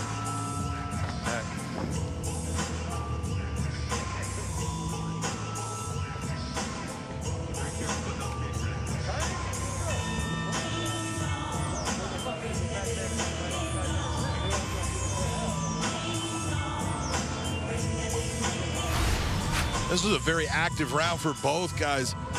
This was that big right hand, nice straight right hand by Cody Law. That was at the very start of the round. And then the takedown, gets the single, takes that, pushes in, tries to trip him to the back, and then swings it around, gets that trip, brings him straight down. But Nathan Ghareeb did a really nice job of guarding up and actually landing a lot of strikes of his own, palm strikes to the side of the head. This thing should try to disrupt Cody Law. They're not going to really damage him. They're not going to hurt him bad, but they do cause you to have to move. Of course, Cody Law has Mike Brown in his corner, terrific mixed martial artist, a WEC champion. What a great coach he's become. He has become one of the best coaches in the game. Mike Brown is so good and so calm when he's in the corner compared to when he was fighting, because he was just a ball of fire. The bell in round number 2. Unofficial scorecard reads. No doubt in my mind, Cody Law got that first round. And why? Just landed the harder, cleaner strikes throughout. He was in control of most of the grappling. Cody Law gets it. Ghareeb told us that he was not going to be swallowed up by the magnitude of the moment, making his debut here in Bellator against a guy that he knows has a lot of hype behind him in the 2-0 Cody Law. Ghareeb looking to steal some of Law's thunder. And that's Mike Brown on the left side of your screen. Yeah, Mike Brown there, all the way to the left. Can go inside low. Can go inside low with it. Now you gotta set it up. Hand fight with him. Get those hands on him. Get hand fight. Minute gone here in the second. And Ghareeb in the center of the cage. Law just swinging away with that lead right uppercut, just out of distance. Not setting it up with the jab, John, just attacking. Yeah, he landed that left-right combination just at the start of the round, and since then, it's been a lot of just movement. Nothing's really touched by either. But I do think that the southpaw stance of Ghareeb is causing Cody a little bit of confusion, just of the angle and just of when he should throw and how he should set up the strike. And of course, I knew I jinxed it when I predicted a firefight at the beginning, and not taking into consideration, yeah, that was the past. This is now. This is the big stage, John. This is Bellator MMA, and Ghareeb, despite what he says about Cody Law, he knows what Cody Law brings, and Cody Law, of course, on his radar, Nathan Ghareeb again comes in undefeated. They're both unbeaten very early in their careers. That was a nice takedown. Close kick by Nathan Ghareeb. He almost landed that kick. Cody steps underneath it, gets into the legs. Nice double leg to get the Ghareeb to the ground. We'll see what he does different with his ground and pound at the start of this section. Get those feet inside. Start working open guard. You can wall walk. I ain't really holding you. Take the half. Kick back, go to half of the chest.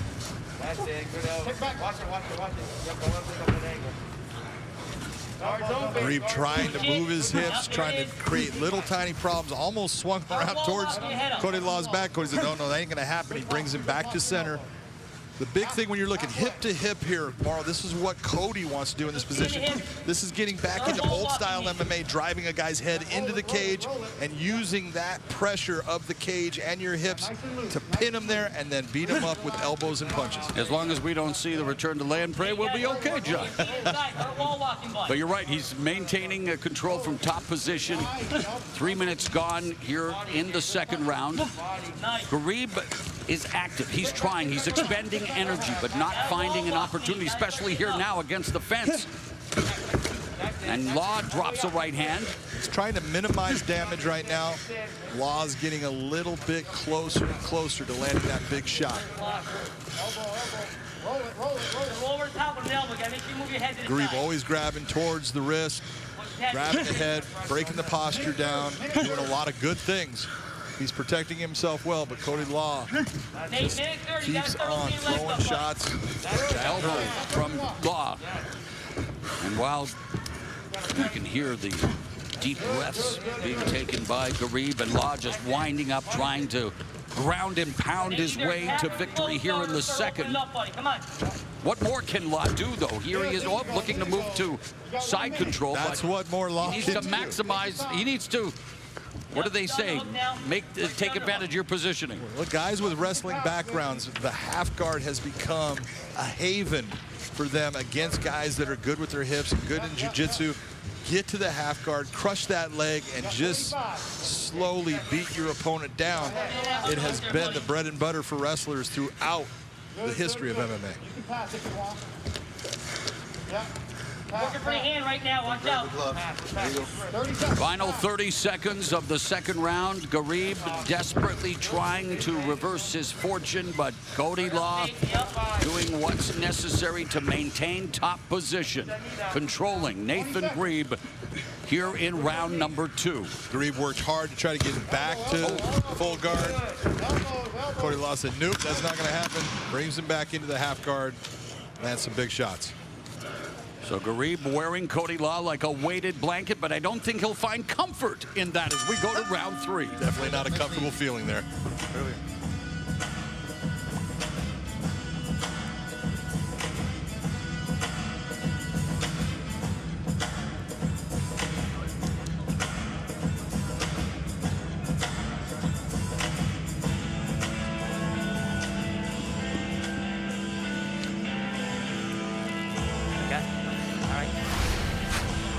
Start of the second round. This was where he slipped. That kick just touched him.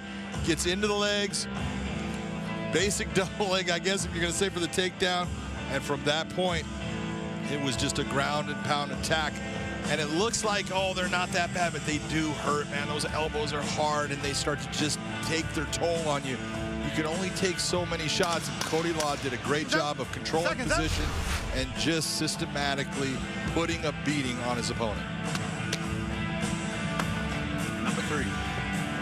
Number 3.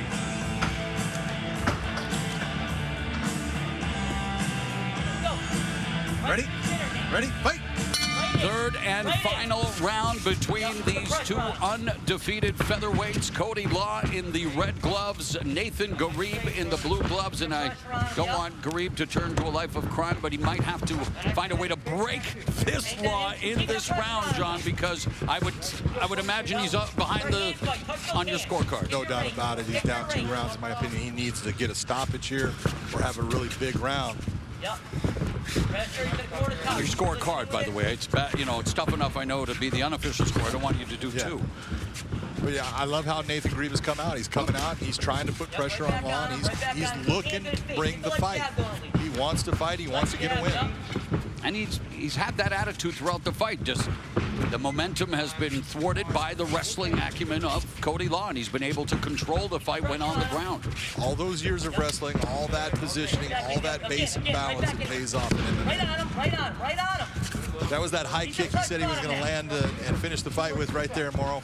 Didn't work. Get the hands going to his face. Cody Law going back to the takedown and gets it immediately. He needs to be careful because he's actually going for that. The position he's in, he's not going to get it. But what Nathan tried to do was slip in that Darce. Created a little bit of a problem in the scramble. That's why Nathan's taking his time. He's trying to feel where he's at. He's got to slide that right arm back out. Right now it's stuck, and he can get stuck in this Darce choke. Run to me. Forced to release, and now Law has his back.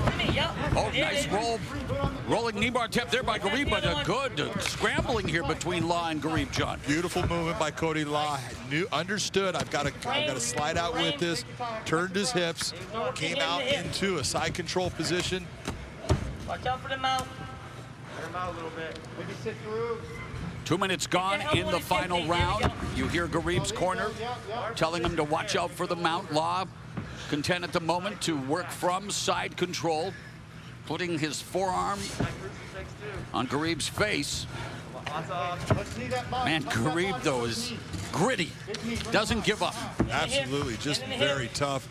You gotta love a guy when he's just down and he's been working hard, but he does not stop. He never gives in.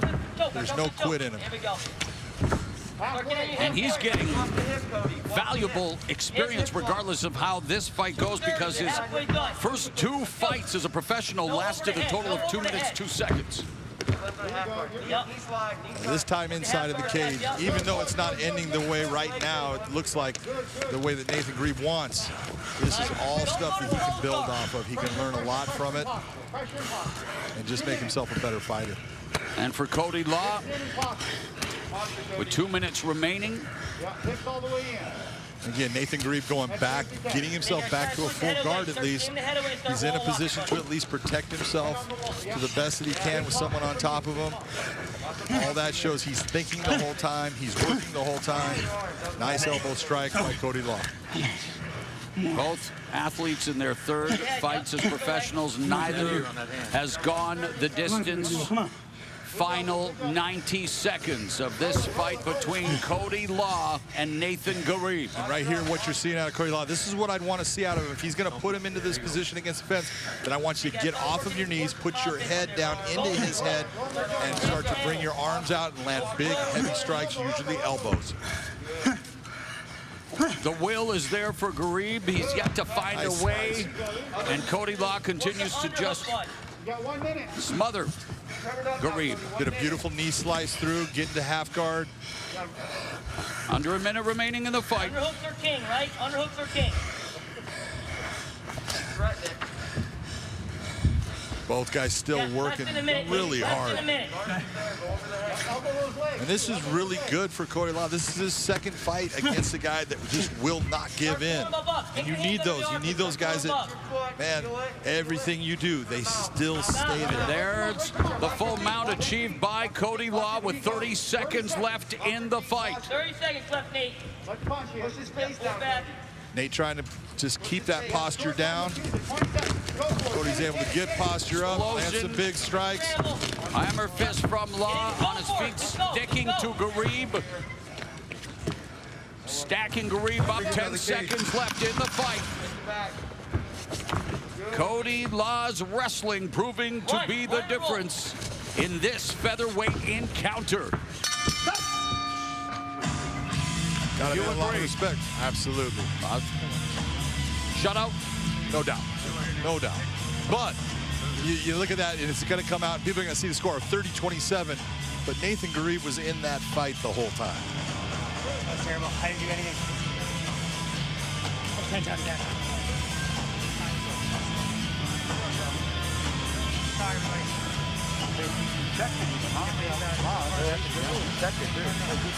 Good job, buddy. Fuck. No. Terrible.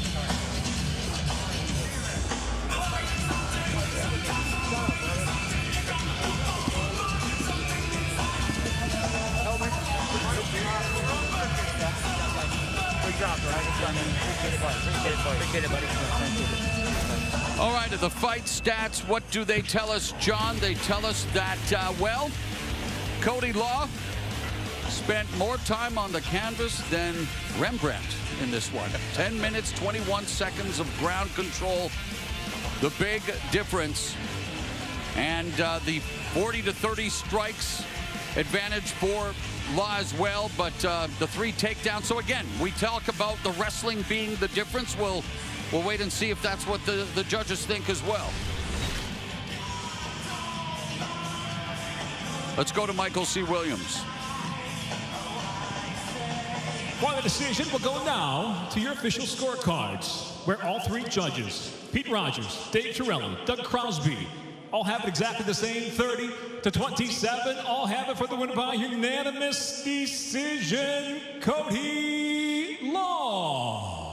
Cody Law goes the distance for the first time in his career, improving to 3-0, handing Nathan Ghareeb his first defeat in his Bellator MMA debut. Cody Law continues to work at featherweight, representing American top team in Florida. Let's go to Jen. Well, from the men's featherweight division to the women's, the seemingly unstoppable Chris Cyborg sits atop of the official rankings, but she's got a few gunning for her gold. On her heels, a mix of former opponents in Julia Budd, Leslie Smith, and Arlene Blencow, and fresh faces like McCord and Kavanaugh. But you've also got the number 3 ranked Kat Zingano, who is not silent about her path to the top. Tonight, Kat Zingano has a statement to make, and it is not without opposition. Standing in her way is Olivia Parker. Josh, what do you think about this matchup? I think it's a fantastic matchup. I think Olivia Parker, if you can see here at the weigh-ins when they do their face-off, look how tall and long Olivia Parker is compared to Kat Zingano. And that will be the key for her to get the victory tonight. She's got to stick that jab in her face, make sure she doesn't plant her feet, and she keeps her lateral movement so she's not standing directly in front of Kat Zingano. The keys to Kat Zingano, if I was to look back at her fight against Gabby Holloway, when I look at that fight, the keys for her on that victory was her wrestling. Yeah. Her wrestling was the main thing. You see a beautiful kick there, but as you can see, the nice throw from this position, as well as the double legs and the body lock.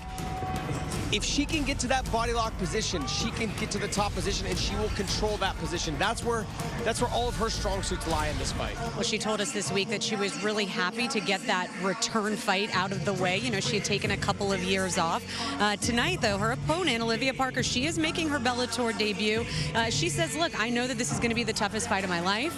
I know that I'm the dark horse. She actually thinks that, she says, look, this is giving me the edge in this fight tonight because I have nothing to lose. Do you agree with that? She just said this will be the toughest fight of her life. She just said that this is her debut. No matter what fighters say, it's always nerve-wracking to make your debut in a new promotion, new contracts, all those things that I've continued to say all night long. But guess what? She's lying to you. There's a lot of pressure on her to get the win tonight. So I think it's gonna be a great fight as long as she sticks and moves, stays away from the clinch.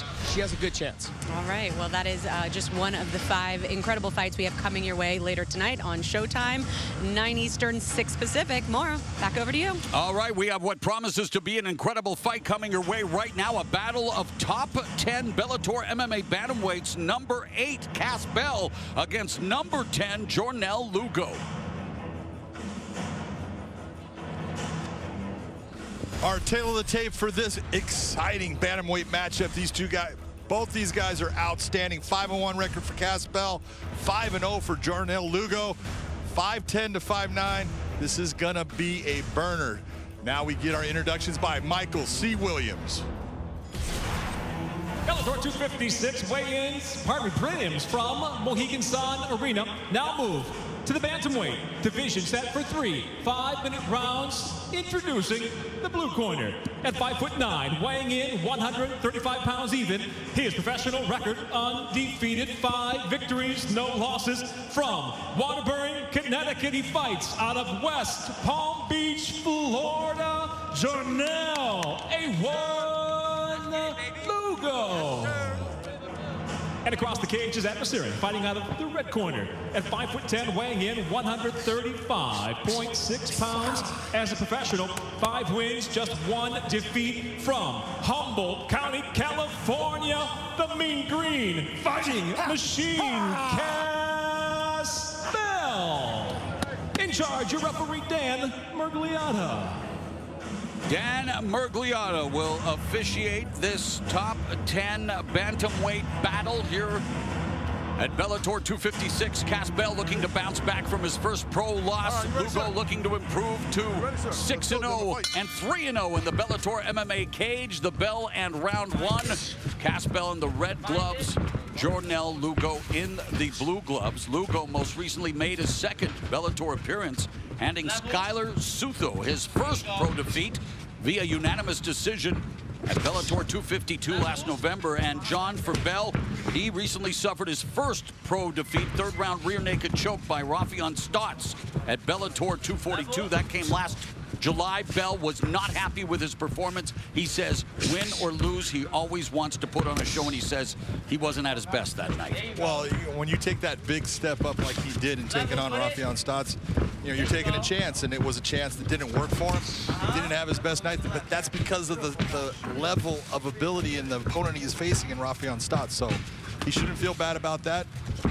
And for the most part, Bell, he's been a walking highlight reel here in the Bellator MMA cage with what he calls 2 Casatine chokes, the flying knee, and an armbar. So again, he has become a fan favorite. What do you call him? The mean green fighting machine? That's what I call him, man. Well, the mean green fighting machine. But Jornel Lugo, I was going to say he's pretty mean as well. I'll tell you what, he's so good, and for as young as he is, he's so calm, so smooth, and he transitions so well in the cage.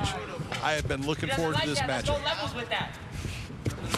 Yeah. Right on the toe. Lugo fighting out of the southpaw stance. Bell probing with some lead right hands. 90 seconds have elapsed here in the opening round. Of course, the bantamweight champion we mentioned earlier tonight, our 3rd bantamweight battle of the night here at the Mohegan Sun Arena. But Juan Archuleta will defend the 135-pound championship against Sergio Pettis. That's coming up on May 7th. Level up. But it's good to see 2 top 10 ranked fighters meeting here tonight, John. This is a fight when you're looking everything right now that Jornel Lugo is doing. He's setting Bell up. He's giving him little feints. He's seeing the reactions and just then putting that in the bank. Okay, I know where he goes. Then he sets up another type of feint and sees where he goes. And he keeps on landing on that lead leg. Take a look at the lower calf part of that lead leg on Bell. It's already all pink and red. It's taking some damage, and it's early in the fight. Make him bite more. We have passed the midway point of the opening round. A lot of feinting in there. Bell misses with his combinations. But Lugo right now taking his time, looking to collect the data, find out what kind of a fighter Bell is going to be tonight. Yep. Levels with it. This is something Lugo right now. switches stances, John. Sorry. That's okay. Bell is a very good wrestler. Teaches wrestling right now for kids and everything. And his wrestling ability is probably a little bit above Jornel Lugo's. And he needs to really try to go towards it, because in the stand-up, you can see how smooth and relaxed Jornel Lugo can do this for 10 rounds. This is his world. He feels comfortable right now. And you can see just between the two, Bell is expelling a lot more energy in this fight than Jornel Lugo. Lugo's been training since he was 14. He believes he's technically better than Bell in every facet. He feels he's smart. He feels he's more composed. And, well, he's showing that composure here in the opening round as Bell now tries to increase his offensive output. Well, this is exactly what Bell wants to do, is put pressure on him to get him towards the cage so he can try to crush that space, get into a clinch situation, and possibly get that takedown. Lugo doubles up on the jab. He squares up on that. Square up on Minute remaining in the opening round. Lugo with a huge advantage in terms of total kicks landed and thrown. Chopping down Bell here in the opening round, trying to slow down that energy jump. 14 of 17 kicks landed right now. That's big. And every time he goes into this southpaw stance and matches Bell's southpaw, he brings that back leg and hits that low calf. It's doing damage. Short time. Nothing. Come on. Bell with that catapult-like left hand. Now they clinch. First time they come together. Lugo has Bell along the fence. Hand pressure. 15 seconds left in the opening round. Nice knee delivered to the rib cage by Lugo. You notice he did that knowing where that hand and arm of Bell was at. Keep your head high. Keep your head high. Good job, Zella. That was a very good round for Jornel Lugo. You're taking a look at a guy that's controlling the cage. He's controlling the distance, basically the pace of the fight. Take a look at the kicks of Jornel Lugo. That's the big difference maker in this round. That low calf kick. He landed that thing often, and it was hard. You could see it picking up the leg of Bell, taking him, putting him off balance, inside of the leg, up higher towards the thigh area. Those kicks were a big difference maker in this round. I have Jornel Lugo winning the round 10-9. Don't circle to the right, circle to the left and split it. Split him with the punches. Remember, shoot your punch first and then move. Okay. But don't circle to the right anymore. You got it? And fuck, let a kick go too every now and then. Yeah. All right? Let's go, coach. Out.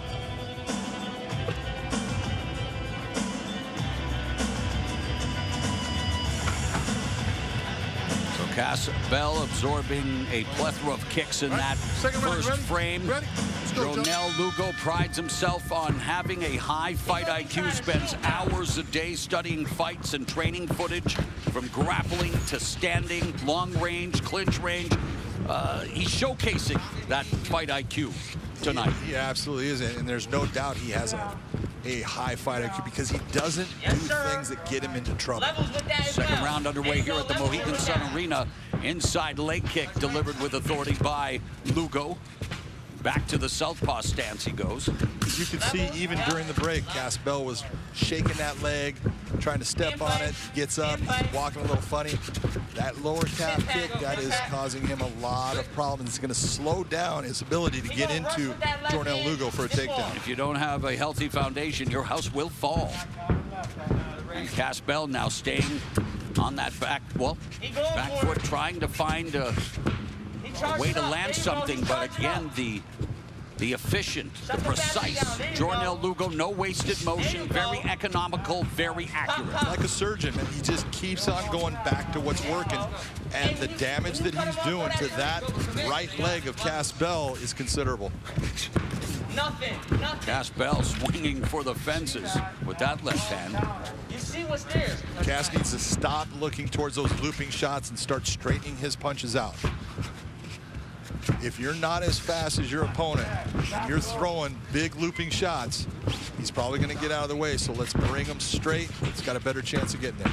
Lugo told us that Bell's wildness can be his strength.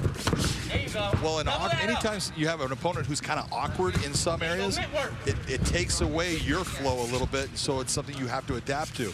So a lot of times when you face a guy that's a little bit more awkward than what you're normal to, it makes you actually slow your offensive progression down. Nice kick by Cass Bell. Kick by Lugo.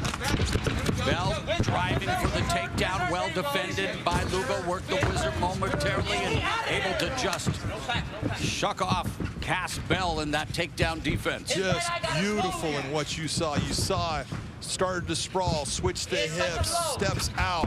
Everything that Jonel Lugo did there was just absolutely textbook beautiful. Counter left hand blocked by Lugo. Lugo goes high with the kick that misses. Bell now trying to find a way, switching stances momentarily. Again, Lugo with the big advantage in total kicks landing, and even bigger advantage in total strikes landing. You're starting to see a big separation in all of those, and that's what we're seeing as we're watching this fight. And look at the percentage, 55%. Anytime you're at 50% or over, you're having a pretty good night at the office, John. Not bad. 2 minutes left in the second. There you go. 2 minutes, he's going to shoot. Cass Bell is not going to be walking well tomorrow. That leg is getting eaten up. Level up. Yeah, Two fly. Forced to switch again back to orthodox. Lugo darts in and then back out. Jonel Lugo, just 25 years of age, fighting out of West Palm Beach, Florida. Again, started at the age of 14, began fighting southpaw around 19. Get mixy with it, A1. Nothing. Nothing. Nice inside leg kick by Cass Bell. Doesn't matter what the corner said. It hit, landed, and it landed well. Yes, sir. Level that up now. Big thing that you want to see out of Jonel Lugo now is he's starting to land a lot of ones. Let's start bringing those combinations now. Land that kick, finish it off. Well, he's landing a lot of ones to that lead leg of Cass Bell, as you mentioned, really breaking it down, and it's affecting Bell's balance. Yes, sir. He's very gingerly putting weight on that foot, John. That leg is damaged right now. He's feeling the effect. And you got the Bruce Lee shorts? Yes, sir. But one thing we have already been able to ascertain about Cass Bell, there's no quit. He will not capitulate. This guy is a gamer, has been very active, and yet facing the undefeated Jonel Lugo again. In the rankings, Lugo at number 10, Bell at number 8. Lugo wanting to vault past him. And we're out of here. Nothing. Yes, sir. Again, the only thing I want to see out of Lugo, let's start to put together combinations, right. Oh, there's a shot that lands for Bell. Final seconds of the second round.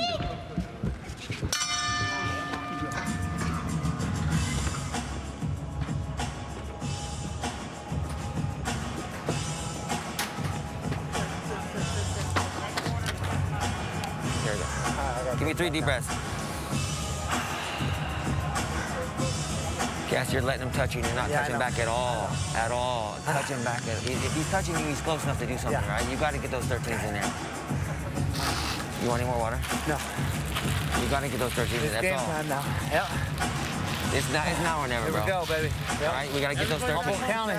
We got to get those 13s, Kids bro. at home, baby. Let's go. Look, if he gets close enough to touch you, man, come on. 2. 13. There we go. All right. It's all or nothing on that one. Yep. Use your range, man. Yeah. Shoot it. You gotta follow the punches. You're shooting one punch, you're not doing anything after it. Hey.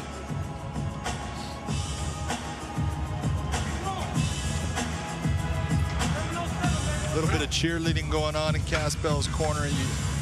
Corner trying to get him going. He's getting himself going. You gotta love that. You gotta love the fact that he knows I'm down, but I'm gonna come after him. Here's where we go. Bell in round number 3, and Bell draws all of his motivation and inspiration from his high school sweetheart, turned wife Chelsea, and their 2 kids, his daughter and son, who both wrestle. And for Lugo here in the final 5 minutes, wanting to remain perfect in the Bellator MMA cage. So far, almost perfect in the execution of his game plan, John. Yeah, this is what I was talking about when we were talking about Jordan Lugo, and I said, man, he's so good being so young. Wow, and what an explosive takedown. Smooth as a newborn as he gets the takedown here in the 3rd round, showcasing another wrinkle to look his at game. that pass. That pass was beautiful. Outstanding pass by Lugo. Cass doing a nice job of trying to get himself back up. Lugo brings him right back down. Yes, sir. Now we're wrestling. There we go. This kid is special, Morrow. Wow, this Bellator MMA bantamweight division brimming with talent. Absolutely. It's a wrist fight right now, baby. Nice job by Caspell to get back to a full guard, but he's got to get himself out of this position because right now he's in trouble against Jordan Lugo. Stack. Lugo's knee slice. He's going to pass through again. Nice pass. Tight with the hips. Raven left elbow. Lugo at 5-0 with 1 knockout and 1 guillotine choke victory for Caspell. He has 3 submission wins. Desperately seeking for something here, but has given up his back now to Lugo. Some wrist control. Oh, beautifully done there by Lugo, John. Nice set with the hook. That's going to keep him tied to Caspell's back. You see, he also takes his foot. Look at him taking his foot, driving it in between, down on the leg of Caspell. That's going to bring his leg out. Just beautiful work by Jordan Lugo. Lugo putting all the pressure on Bell up against the fence. And an inside trip takedown. Another takedown secured by Jornel Lugo. Elbows tight, elbows tight. He trying to throw up like arm bars and stuff like that. Head overhead. Stay head overhead. Get your hands off the mat. Get him on his biceps. There you go. Good information from the corner. You don't want to put those hands down. You got someone like Caspell who likes to swing into arm bars. That's when he'll attempt it, is when that hand hits the mat. Good posture by Jornel Lugo. Yes, sir. Bell trying to control Lugo's posture, but Don't let him control your wrist. Get that right hand out. Get that right hand free. Yes, sir. 2 minutes. Lugo working the body and then going upstairs with his left hand, postures up. Yes, sir. Get that right hand. Under 2 minutes left in the fight. Under 2 minutes left, and Caspell has got to come up with something. He's opening his guard. Trying. Exactly. He's looking towards trying to be offensive. And every time that he does, you see Jornel Lugo taking advantage of it. Tear that shoulder up. Not getting himself back into side control. Yes, sir. Up and over. Tear them ribs up. Yes, sir. Knees delivered to the side of Caspell by Jornel Lugo. Been methodical. Heavy on the hips. Grab Highly efficient. So smooth. Incredible for a 25-year-old, Moore. When you think about it, you think Just his 6th pro fight. He was 5-1 as an amateur. Also a 7-1 in amateur Muay Thai. Yes, sir. very nice job. Gets the hook. He's able to maintain that position now. He's got both hooks. Now he's putting Caspel in position. He's got the figure 4 on the body. Dinner is on you. As you would say, the salivary, just he's not face down. Yes, sir. Under a minute left, and you know, Jornell Lugo showcasing that high fight IQ. This guy, he's a self-professed combat sports nerd. Loves watching Floyd Mayweather, Israel Adesanya, even old school MMA boxing fighters. One of the greatest defensive fighters of all time, Willie Pep. So this guy studies all combat sports athletes, and he's put together a very impressive game plan here tonight, he and his team. Game plan, he's put together just an incredible performance against a guy that we know is very tough and skilled. Fish that left arm. There you go. Nice. He's going to have a chance to finish that. He can get to palm to palm. That is going to be tight right now. What a statement he would make here in the final 9 seconds. Lugo looking for the dramatic finish here at the Mohegan Sun Arena. That one arm, he could still get it. Saved by the bell-like Bayside for Caspel, but what a virtuoso performance for Jornell Lugo. All he didn't get was that finish, and he almost did that too. Almost did it. That was, you know, I love the fact that all the way to the end of the fight, he's looking to finish.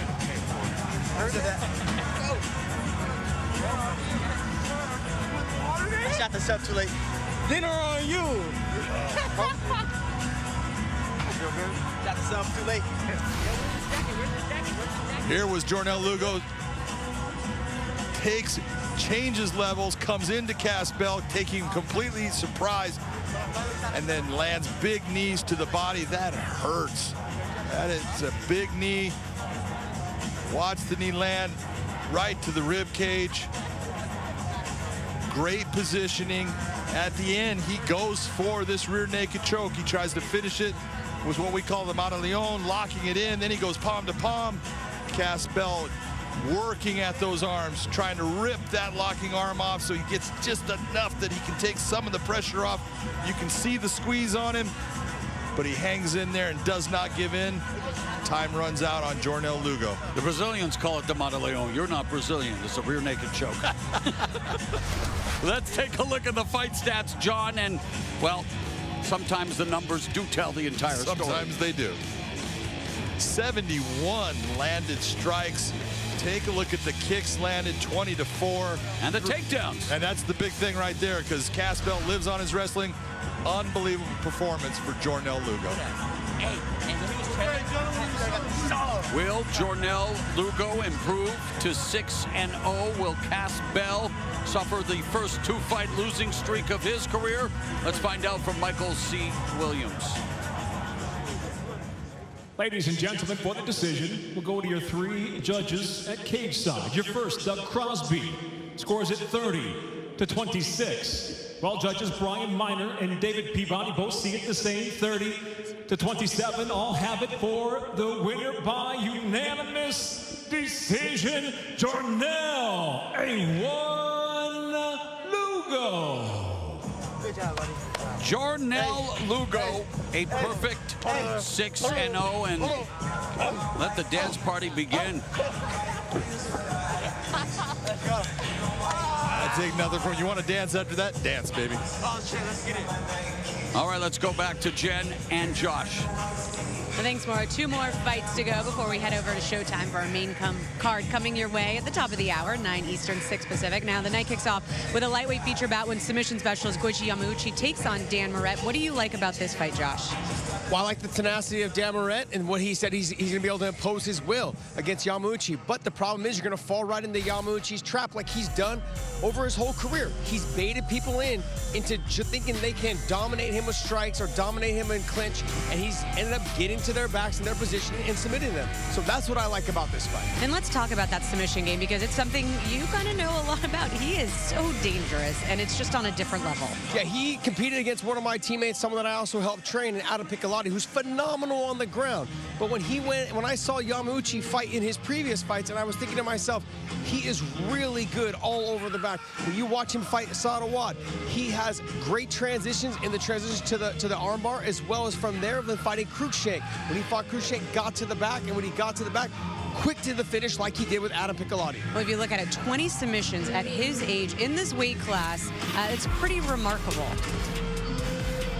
So as I was just talking about, he made the transition for the armbar right from there. He didn't lock it in fully, but he systematically worked his way into a better position and got the finish. And you see here, last December, got to the back with the rear naked choke, puts Cruikshank to sleep when he lets it up from this position. The referee stoppage, nicely done by Yamauchi. He is something to watch, a specimen. Now his opponent tonight, Dan Moret, he's tough, he's gritty. He says he has no problem going to the ground with Yamauchi. He believes in his ground game, but should he be thinking to keep this fight standing on the feet, Josh? Well, Big John likes to use this phrase all the time, is you don't know what you don't know until you know. Yes. And so if you go ahead and get that takedown, we're going to find out what's going to happen. Yes, we will. All right, that is the fight coming up at the top of the hour. For more action, let's head over. Big John, Mora, what do you got?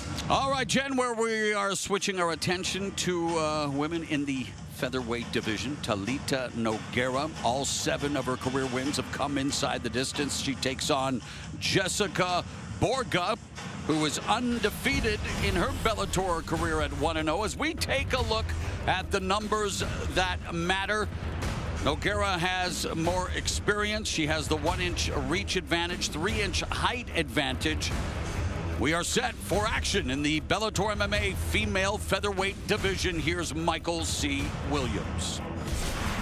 Tonight here, Bellator 256, we'll go now to the featherweight division scheduled for 3 5-minute rounds. We introduce first the blue corner. At 5'7", weighing in 145.2 pounds, her professional record 3-2. She fights out of Lakeland, Florida, Jessica, the Black Widow Borga. And across the cage, her adversaries fighting out of the red corner at 5'10", weighing in 146 pounds even. The former Bellator world title challenger as a professional, brings 7 wins, 2 losses from São Paulo, Brazil. Introducing Talita Nogueira. And the referee in charge, Dan Murgliata. Penultimate contest on the Bellator 256 prelims. Women's featherweight action. Former Bellator women's featherweight title challenger Talita Nogueira taking on Jessica Borga. Nogueira in the red gloves, the Black Widow in the blue gloves. Borga 1-0 in Bellator with an armbar submission win in September of 2019, defeating Amber Leibrock, while Nogueira came up short in her quest to become the Bellator women's featherweight champion when she lost to then-champ Julia Budd via third-round TKO at Bellator 202 back in 2018. It's an interesting matchup, more when you think about it. Jessica Borga loves to take fights to the ground and use ground and pound and submissions, but is she going to do that against someone with the experience of on the ground that Nogueira has? Yeah, Borga 3-2, but all 3 wins inside the distance. In fact, both competitors, all of their wins have come inside the distance. So they are proven finishers. Again, Borga not as experienced as Nogueira.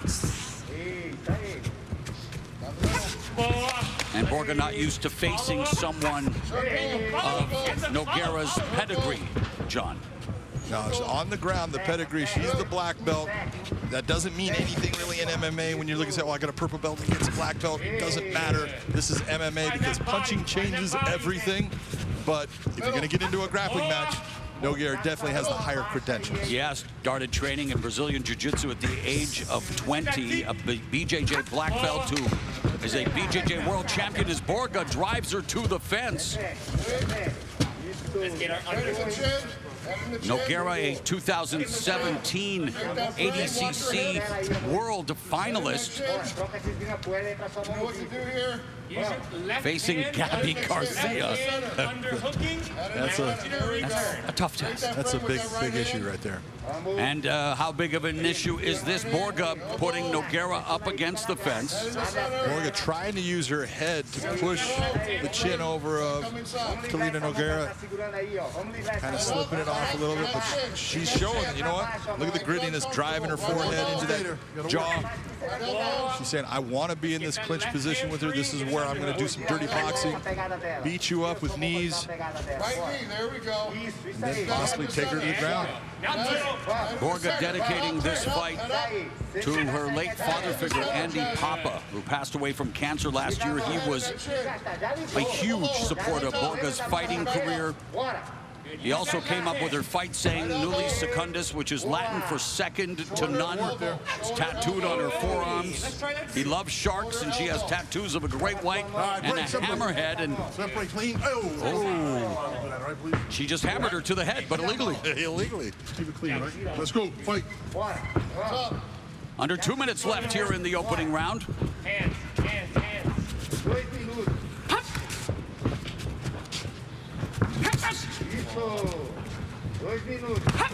Good. She kicked. Body kick lands for Borga.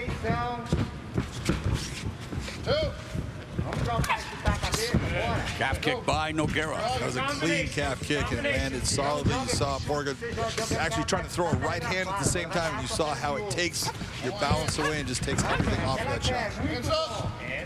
Borga walking forward. Circle. Borga right now, when you're looking at the stand-up, take a look at her head. Stays on the center line. Even when she's throwing, she's not taking her head off that center line. That could be a problem for her if Talita Nogueira sees it and starts to throw in that direction. Set up our overhand. Borga does have 2 knockout victories. We have 1 minute. For Nogueira, she also has 2 wins due to her striking. Just landed that long-range right hand under a minute left here in the first frame. Get in there. Step in, hands high. Hands high, let's go. 2, 3, 2. 1 minute. Get in there,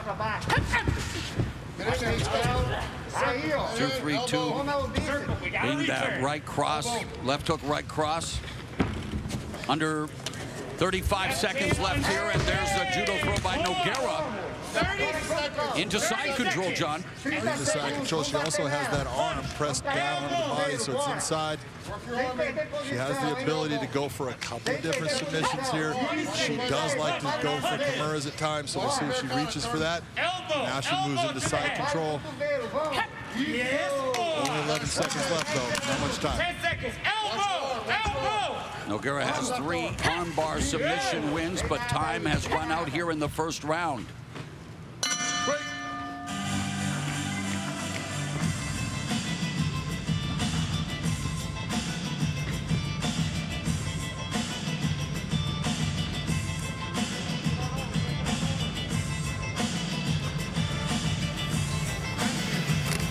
Hey, you gotta fire. You're not firing your 2 at all. You have to fire. You want some water down there? Huh?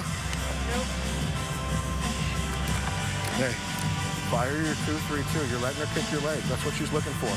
Okay? You have to fire. You have to fire that right hand. Is your hand okay? Everything okay? Yeah. Okay. But you're not tired. Put it out of your head. All right? You want to win, right? Yep. Let's do it. You have to fire. You can't just sit there and let her tag on you. If you're firing, she's not going to tag. Okay? If you don't have your knee or your head inside of her chin, she's going to do that hip throw again. All right? So watch out. The voice of Ross Kellen, Borga's head coach and the owner of Champions MMA in Florida.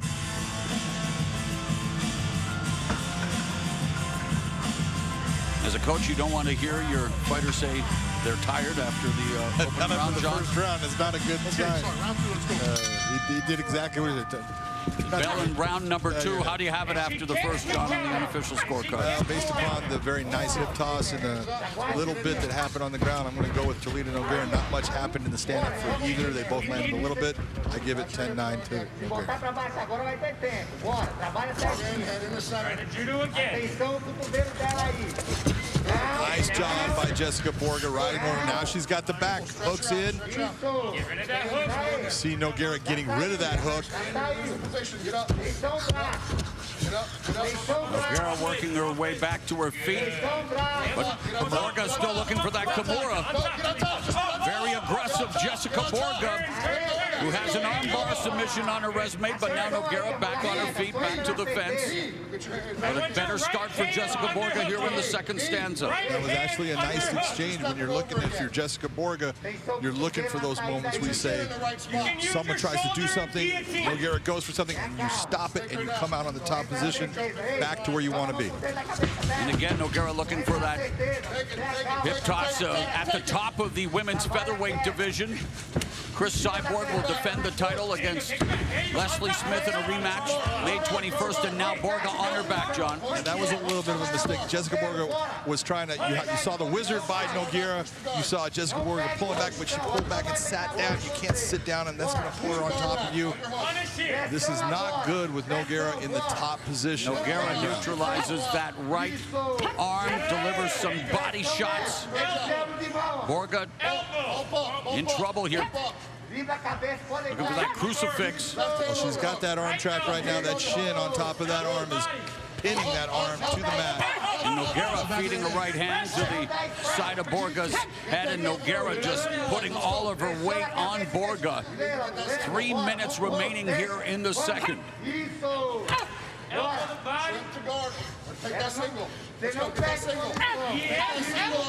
And again, Nogueira smartly attacking the body, John. She's going after what is open to her. Borga is in a position, she keeps on holding onto that leg, and you look at a certain point, you gotta say, let me go, let me move. Left hand underhook. Left hand underhook. Yes, we have to watch her taking you back. Get that left hand underhook. I need that left hand underhook. Stay here, keep punching. Yes, I need that left hand underhook, please. Nogueira feeling very comfortable, and just let me press my hips into your hips. I've got close to a Kezakatami here. Swings around, nice movement by Nogueira. And Nogueira now putting it on Jessica Borga. Borga in turtle position, shelling up and reaching back. And Nogueira again trying to open up on Jessica Borga, looking for the TKO here in the second round with 2 minutes now left in the frame. Yes! Stand up! Come up! Jessica Borga needs to try to work this to get back to her feet. Do not accept the position. Do not sit in this position. He's calling time. I believe he's saying that he hit her to the back of the head. Oh. Right. Back of the head. So what Dan Miragliotta is saying, that he saw that she kept on swinging, and that several of these hammer fists hit right to the back of the head. You could see that one hit cleanly to the back of the head. And the big thing is, take a look at Nogueira where her position is, and take a look at her eyes. She can see the back of the head. So when you're Dan Miragliotta, you're saying it's not that you're in a position you can't even see what you're hitting. Well, it's saying you see it, and then you're attacking that fashion. I'm going to say that you're doing it, and it's illegal. So the right move by the veteran referee Dan Miragliotta, and they're back on their feet here with, we are nearing the final minute and a half of the second round. Nogueira now opening up in the stand-up, but a lot of wide shots there. Lands a stiff jab. Go right hand behind the guard, nicely placed by Nogueira.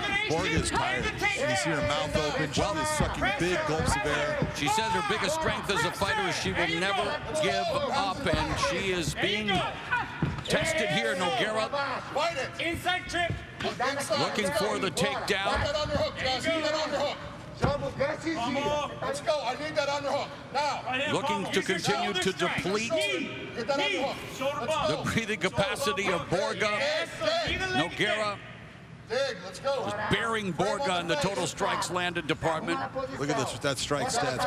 49 landed of 80. There's the outside trip takedown by Nogueira. That was a nice takedown. And again, take a look at the body language of Borga right now. She's just showing that it might have been that it's a weight cut issue where she took a lot out of herself, but she needs to grab that second win to get herself back into this fight.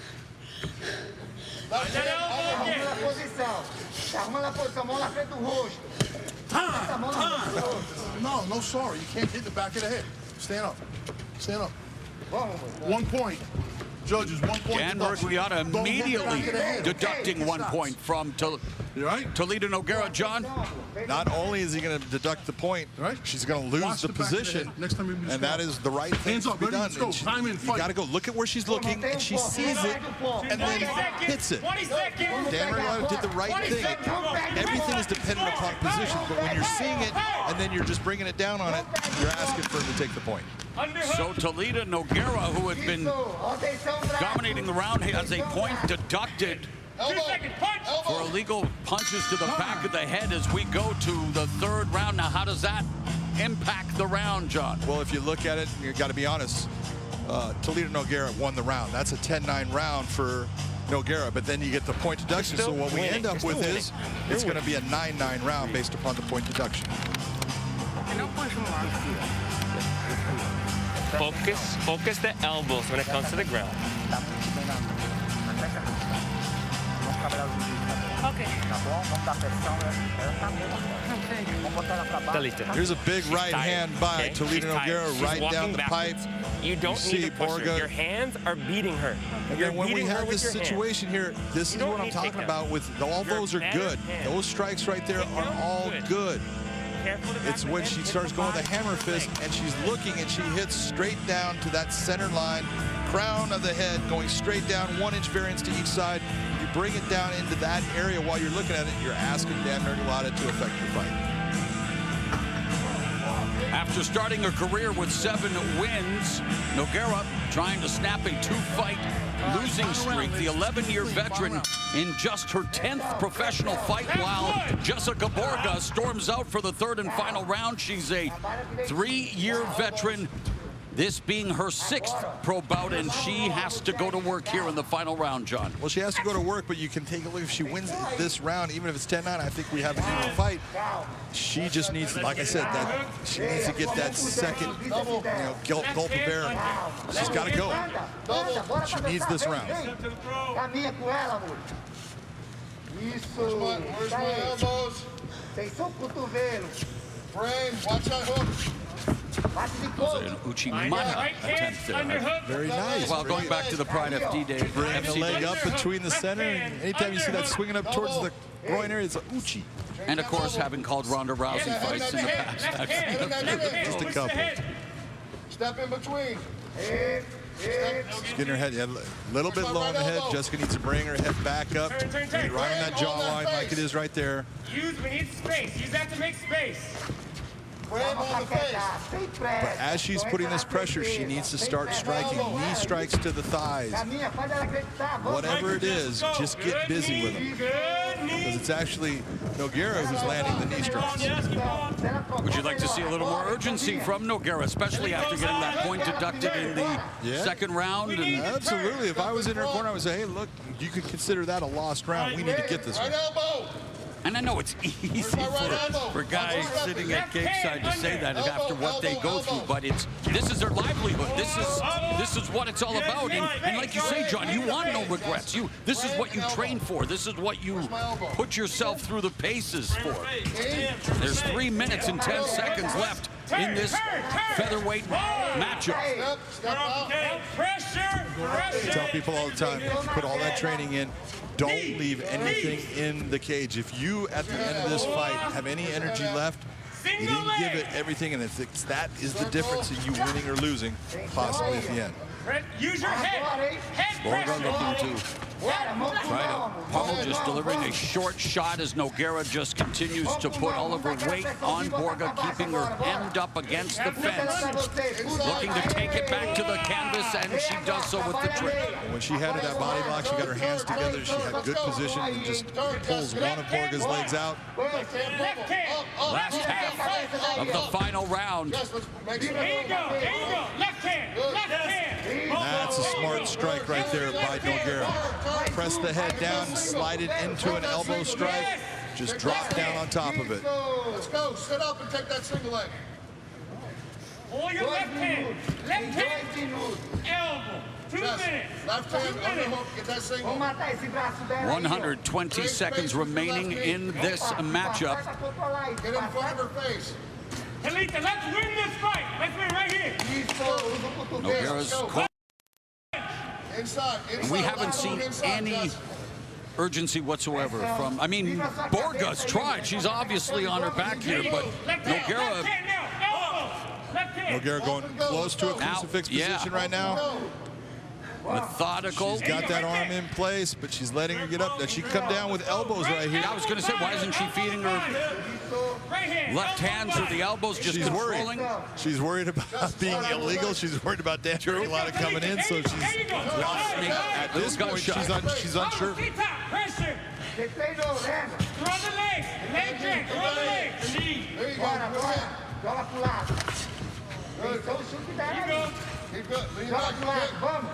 And right there, when you're seeing Jessica Borga, you see her head laying flat onto the mat. That's telling you she's tired.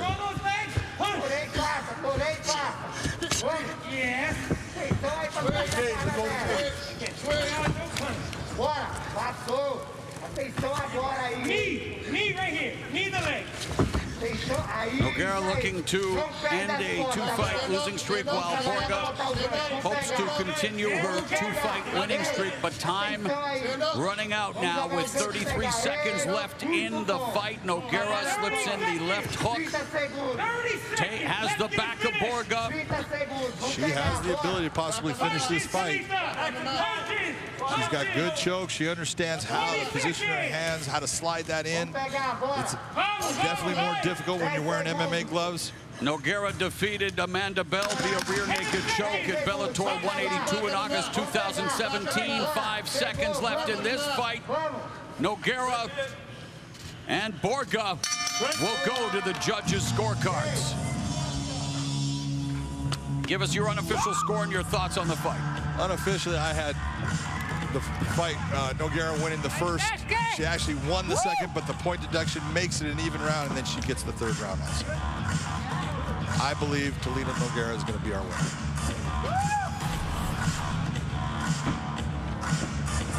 See, and there, look how much energy she has left, John. You talked about it. You just talked about it. If you're able to do burpees and stuff at the end, you didn't leave it where it was supposed to be. Good fight. Good fight. Hey, Dennis, And let's look at the fight stats, John. Again, one-way traffic in terms of the striking and really in all departments. Everything. You know, 66 to 18, 55 punches landed to 3. The ground control is there, 4 takedowns. This was obviously Talita Nogueira's night as far as getting the victory, but the fouls are the big consideration. And I do think it affected her performance in the third round.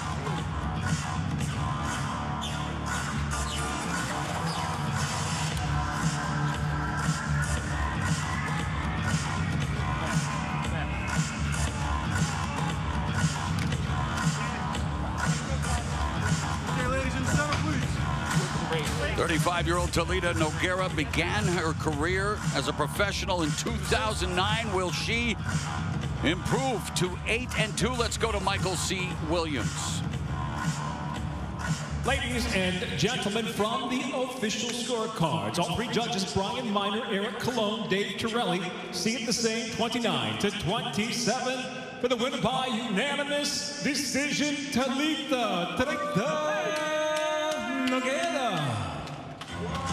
Talita Nogueira improves to 2-2 in Bellator, going the distance and handing Black Widow Jessica Borga her 3rd loss as a professional. And yeah, a lot of energy for Talita Nogueira now, John. Let's go to Jess. Or make that Jen and Joss. I apologize, Jen. I'll be whatever you want, Maura. All right. Well, there's only one more fight in our preliminary bouts before Bellator and Showtime begins at the top of the hour. And you know what that means? It means it is World Grand Prix time. 8 of the best light heavyweights in the world featured in one tournament. Josh, when you look at these matchups, which quarterfinal one are you most looking forward to? I'm looking forward to Anthony Johnson and Yoel Romero. Both of them are having to make a splash and they're going to have to do it in the beginning part of this tournament. Now, when I talked to you earlier, you said you feel like Yoel Romero is the dark horse in this tournament. Why? Well, because he's coming up from 185 pounds, and he's having to fight guys like Anthony Johnson, who possess the power of a heavyweight, and also the speed, also, too, that he's just so fast, so explosive, and he's got knockouts that a longer list on my arm. So when it comes to that, I would say he's the one that's the dark horse. Who, when you look at these matchups, or individual fighters, I should say, who do you think is the most to prove in this tournament? There's no question, no doubt about it, Ryan Bader. He lost his title to Nemkov. He's on the opposite end of the bracket. He needs to get back to that position to show the world that that was a fluke. He needs to get back to there, and hopefully Nemkov gets back there as well. Does Ryan Bader, having gone through a World Grand Prix already there at heavyweight, does that give him a bit of an edge over all of these fighters that maybe haven't been in a tournament? It should. I mean, my thought on it is that he understands the process of how to take care of his body between each fight. He also knows that he understands the date of when it's going to happen. And so that will help him keep his weight down throughout. And he can also prepare for his next opponent. So, yes, I think it should benefit him the most. All right. Well, we will get some answers for that later on tonight. All right. It's time for our last fight on our undercard. Tomorrow. Back over to you. All right. Thank you very much, Jen. Middleweight matchup, a mouth-watering affair. Dalton Rosta at 4-0 in Bellator. Tony Johnson 2-0 in Bellator. Someone's Bellator O has got to go. Someone's Bellator O. We're talking about 4-0 Dalton Rosta against 9-2 Tony Johnson. Both of these guys have big-time power in their hands. Here's Michael C. Williams. Here at Mohegan Sun Arena, the Bellator 256 prelims conclude with 3 5-minute rounds in the middleweight division. Introducing the blue corner. At 6'2", weighing in 185.2 pounds, his professional record, 9 wins, 2 losses, fighting out of San Jose, California, Tony Johnson. And across the cage, his adversary fighting out of the red corner at 6 foot, weighing in 185.5 pounds, undefeated as a professional, 4 victories, no defeats. From Newcastle, Pennsylvania, he fights out of Coconut Creek, Florida, Dalton Hercules Rosta. And the referee in charge, Kevin McDonald. Kevin McDonald will oversee this middleweight matchup between Dalton Rosta. He is 4-0 with 3 knockouts. Tony Johnson riding a 5-fight win streak. 9-2 overall with 5 knockouts. The bell and round 1. It is Rosta in the red gloves, Johnson in the blue gloves. And it's Rosta taking the center of the cage. Johnson moving to his left.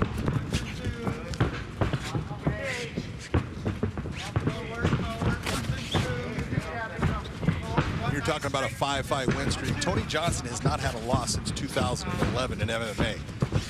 He went to boxing, he's come back, and when he was early in his MMA career, wrestling was his downfall.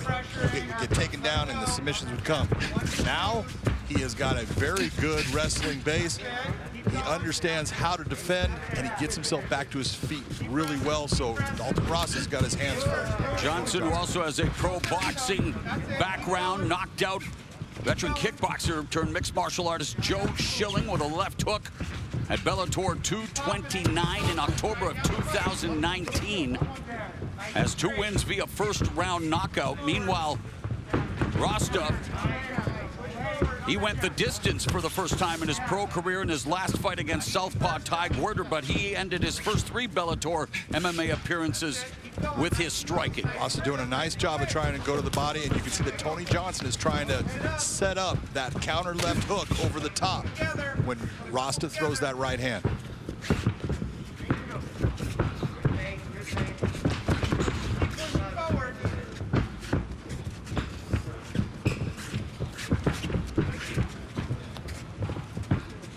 Two well-respected gyms being represented in this matchup. Rosta training at American Top Team in Coconut Creek, Florida.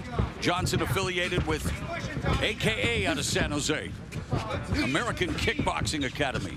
3 minutes remaining here in the first round, and Johnson just missed with that counter right uppercut.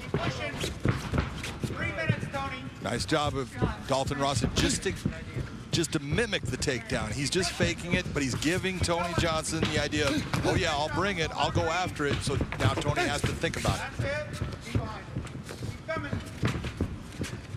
Rosta, a middleweight with muscles on muscles. No secret as to why he's called Hercules. None at all. He is put together as well as I think he can. Yeah, shoulders of an ox, linebacker thighs, and now looking for the takedown on Johnson. Heavy hips, heavy hips. Rosta played football sophomore year at Youngstown State. Started wrestling when he was 7. This is going to say a lot. This takedown attempt means a lot to both guys, because if Rosta doesn't get it, he knows, oh, I'm in for it. As far as getting this guy to the ground is not going to be easy. And now it takes Tony Johnson and goes, oh, you tried and you failed, and I'm feeling good. Counter jab lands for Rosta.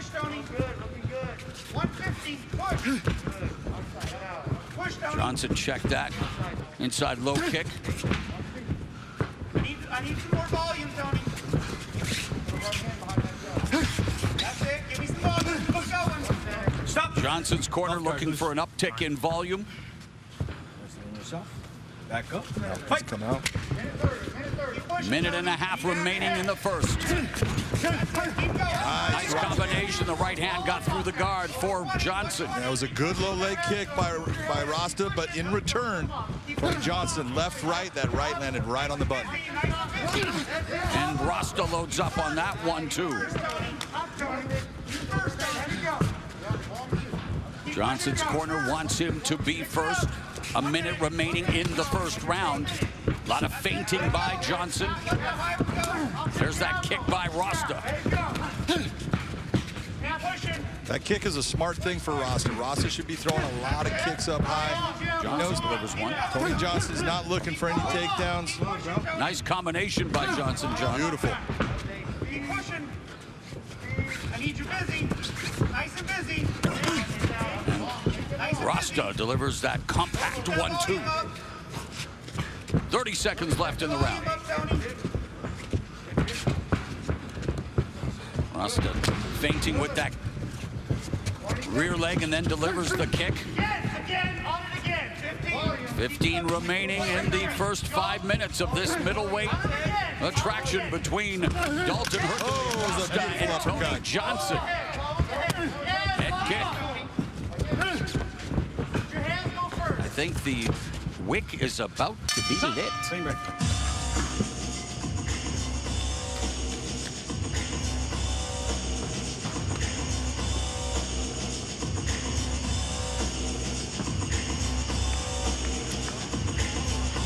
So, a sign of things to come in this fight. As I mentioned, maybe I should have said fuse, but how do you see it after the first round? You know, after that first round, you take a look at what landed, and it's who landed the better shots. There were moments for both guys. Dalton Rosta.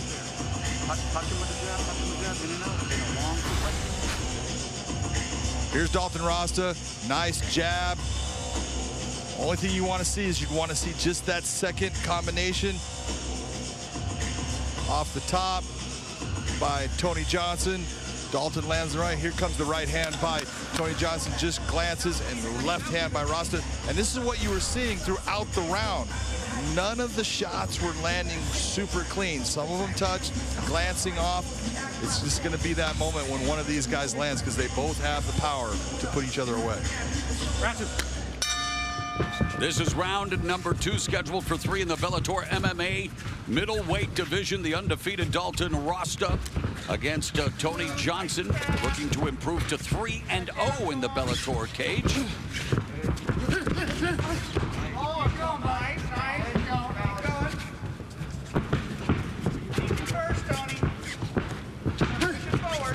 Body kick by Johnson. His coach continues to implore him to be first. Rosta loads up on the 1-2. Goes to the body with the jab. Nice low kick by Dalton Rosta.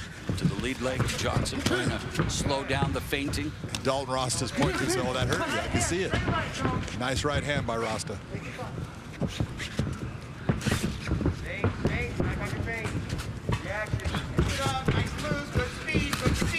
What Bob Cook wants out of Tony Johnson is he wants him to start landing as far as go after more combinations. Give him more output. Don't just go after singles.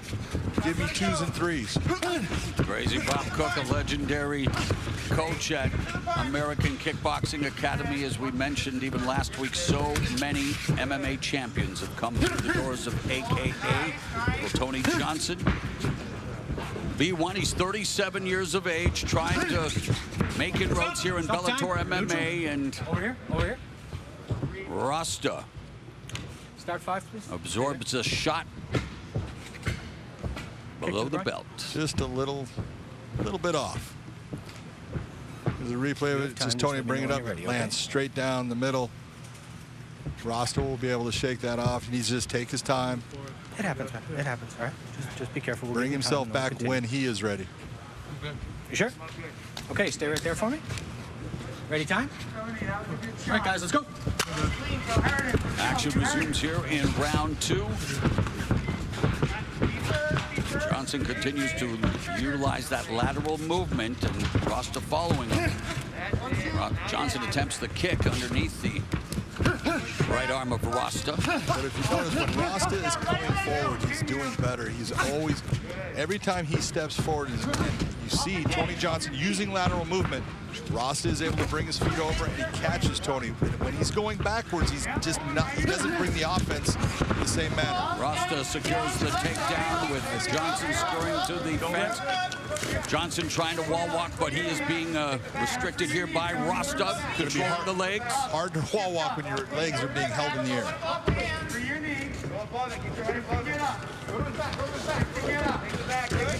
This is the question. Does Tony Johnson get back to his feet? Does he get out of the position? Nice job of getting himself back to basically a 50-50 position. Still in the clinch, but there's a left hook on the exit by Rosta. And that's the difference in Tony Johnson now as an MMA fighter. They cannot just hold him on the ground and beat him up on the ground. He gets himself back to his feet.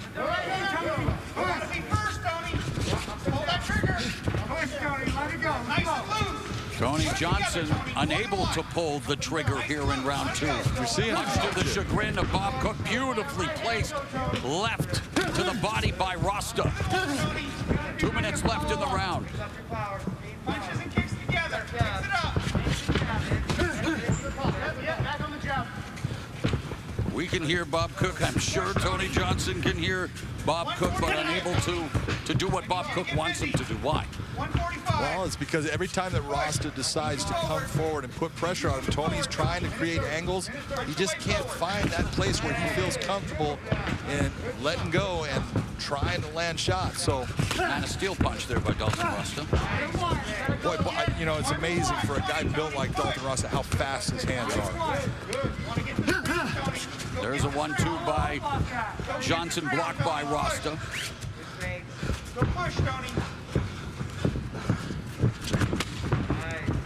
Body kick by Rosta.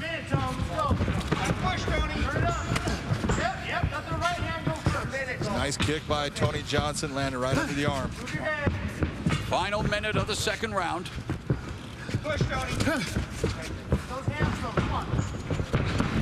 Push kick by Rosta. Meanwhile, Bob Cook wants Johnson to push the pace. Oh, spinning back kick by Rosta. So starting to get confident and starting to pull out some of the flashy moves here with a half a minute remaining in the second round. Yeah, but Tony Johnson definitely needs to let his hands go. If your way of winning this is with your hands for the most part, yeah, you've got kicks, but he likes to throw his hands. You got to start throwing them. Let him go. Don't hold him back. 8-1 as a professional boxer with 3 knockouts. Final 15 seconds of the second. Johnson coming forward, but unable to put anything together. Goes for the head kick, blocked by Rosta. Misses with the right. Third round straight ahead here at the Mohegan Sun Arena. Clean break.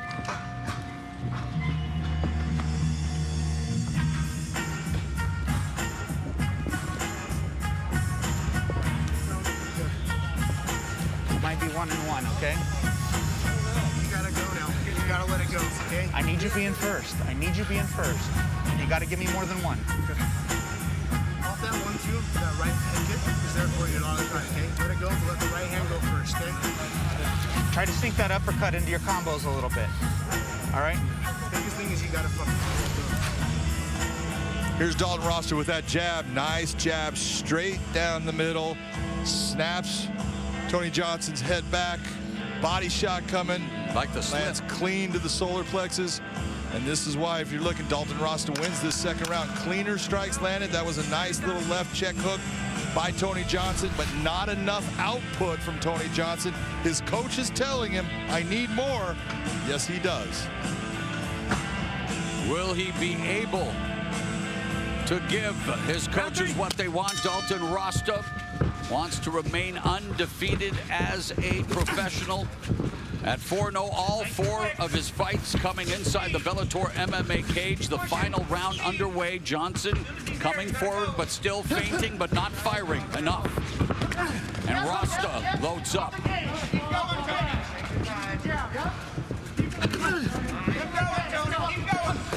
That's it. Keep pushing, Tony. Keep pushing, Tony. You see how Tony Johnson, he's starting, he's giving that, he's thinking about it, but he's not pulling the trigger. You gotta pull the trigger. Right hands right there for you, buddy. Keep pushing. Gotta be busy. Rosta lands a right and a left. What do you think about Rosta's striking technique, though? A lot of muscles there. He's fast. At times, not as fluid as maybe he could be, though, John. Well, you look at when he throws, when he's throwing straight shots. There's a nice left. He's landing, and he's got quick hands.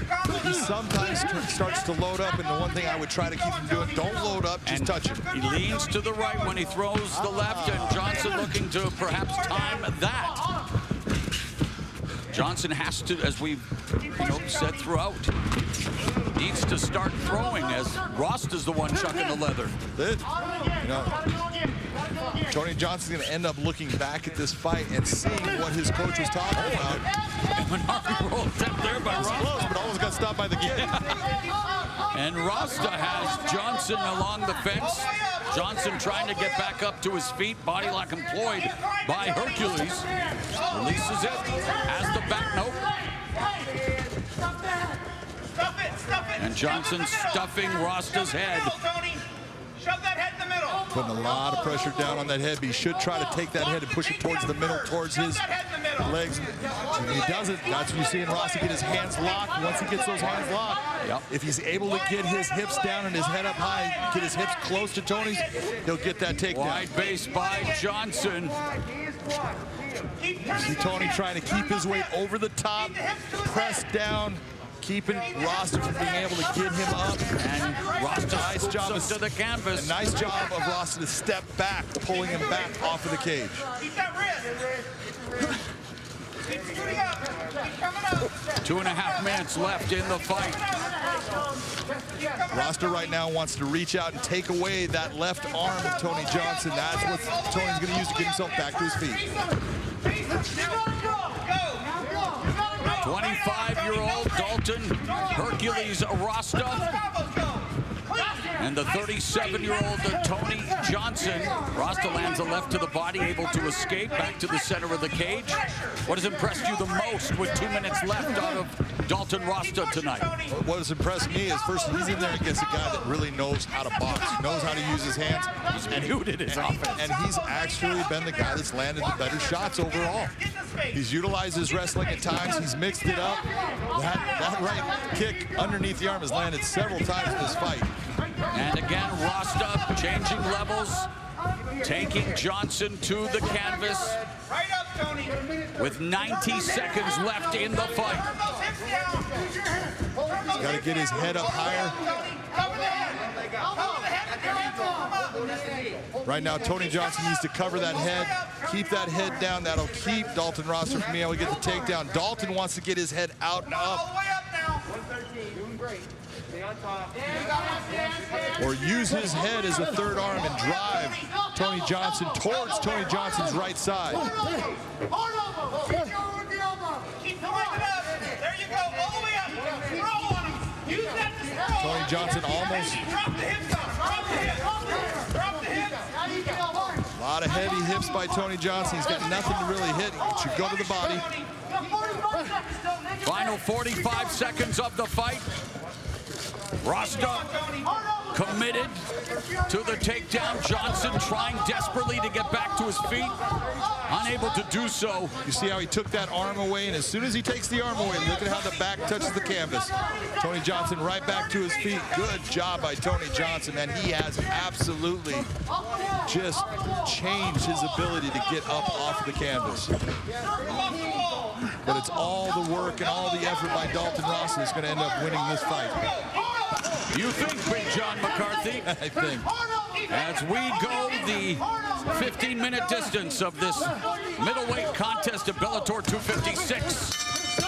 Dalton Rosta, will he remain unbeaten against Tony Johnson, who, well, we heard ad nauseum from the corner, just unable to pull that trigger tonight.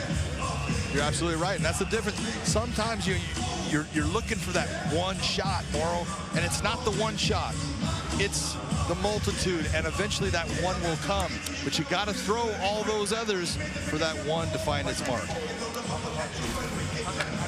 Here's our fight stats. Looking at that, 41 strikes landed to 33. Not bad. 22 punches landed to 24. The 4 takedowns. There's your big difference. That's what Dalton Rosta utilized, is a complete MMA game. He utilized the takedowns, his outstanding boxing, and I think that's what is going to end up giving him the win.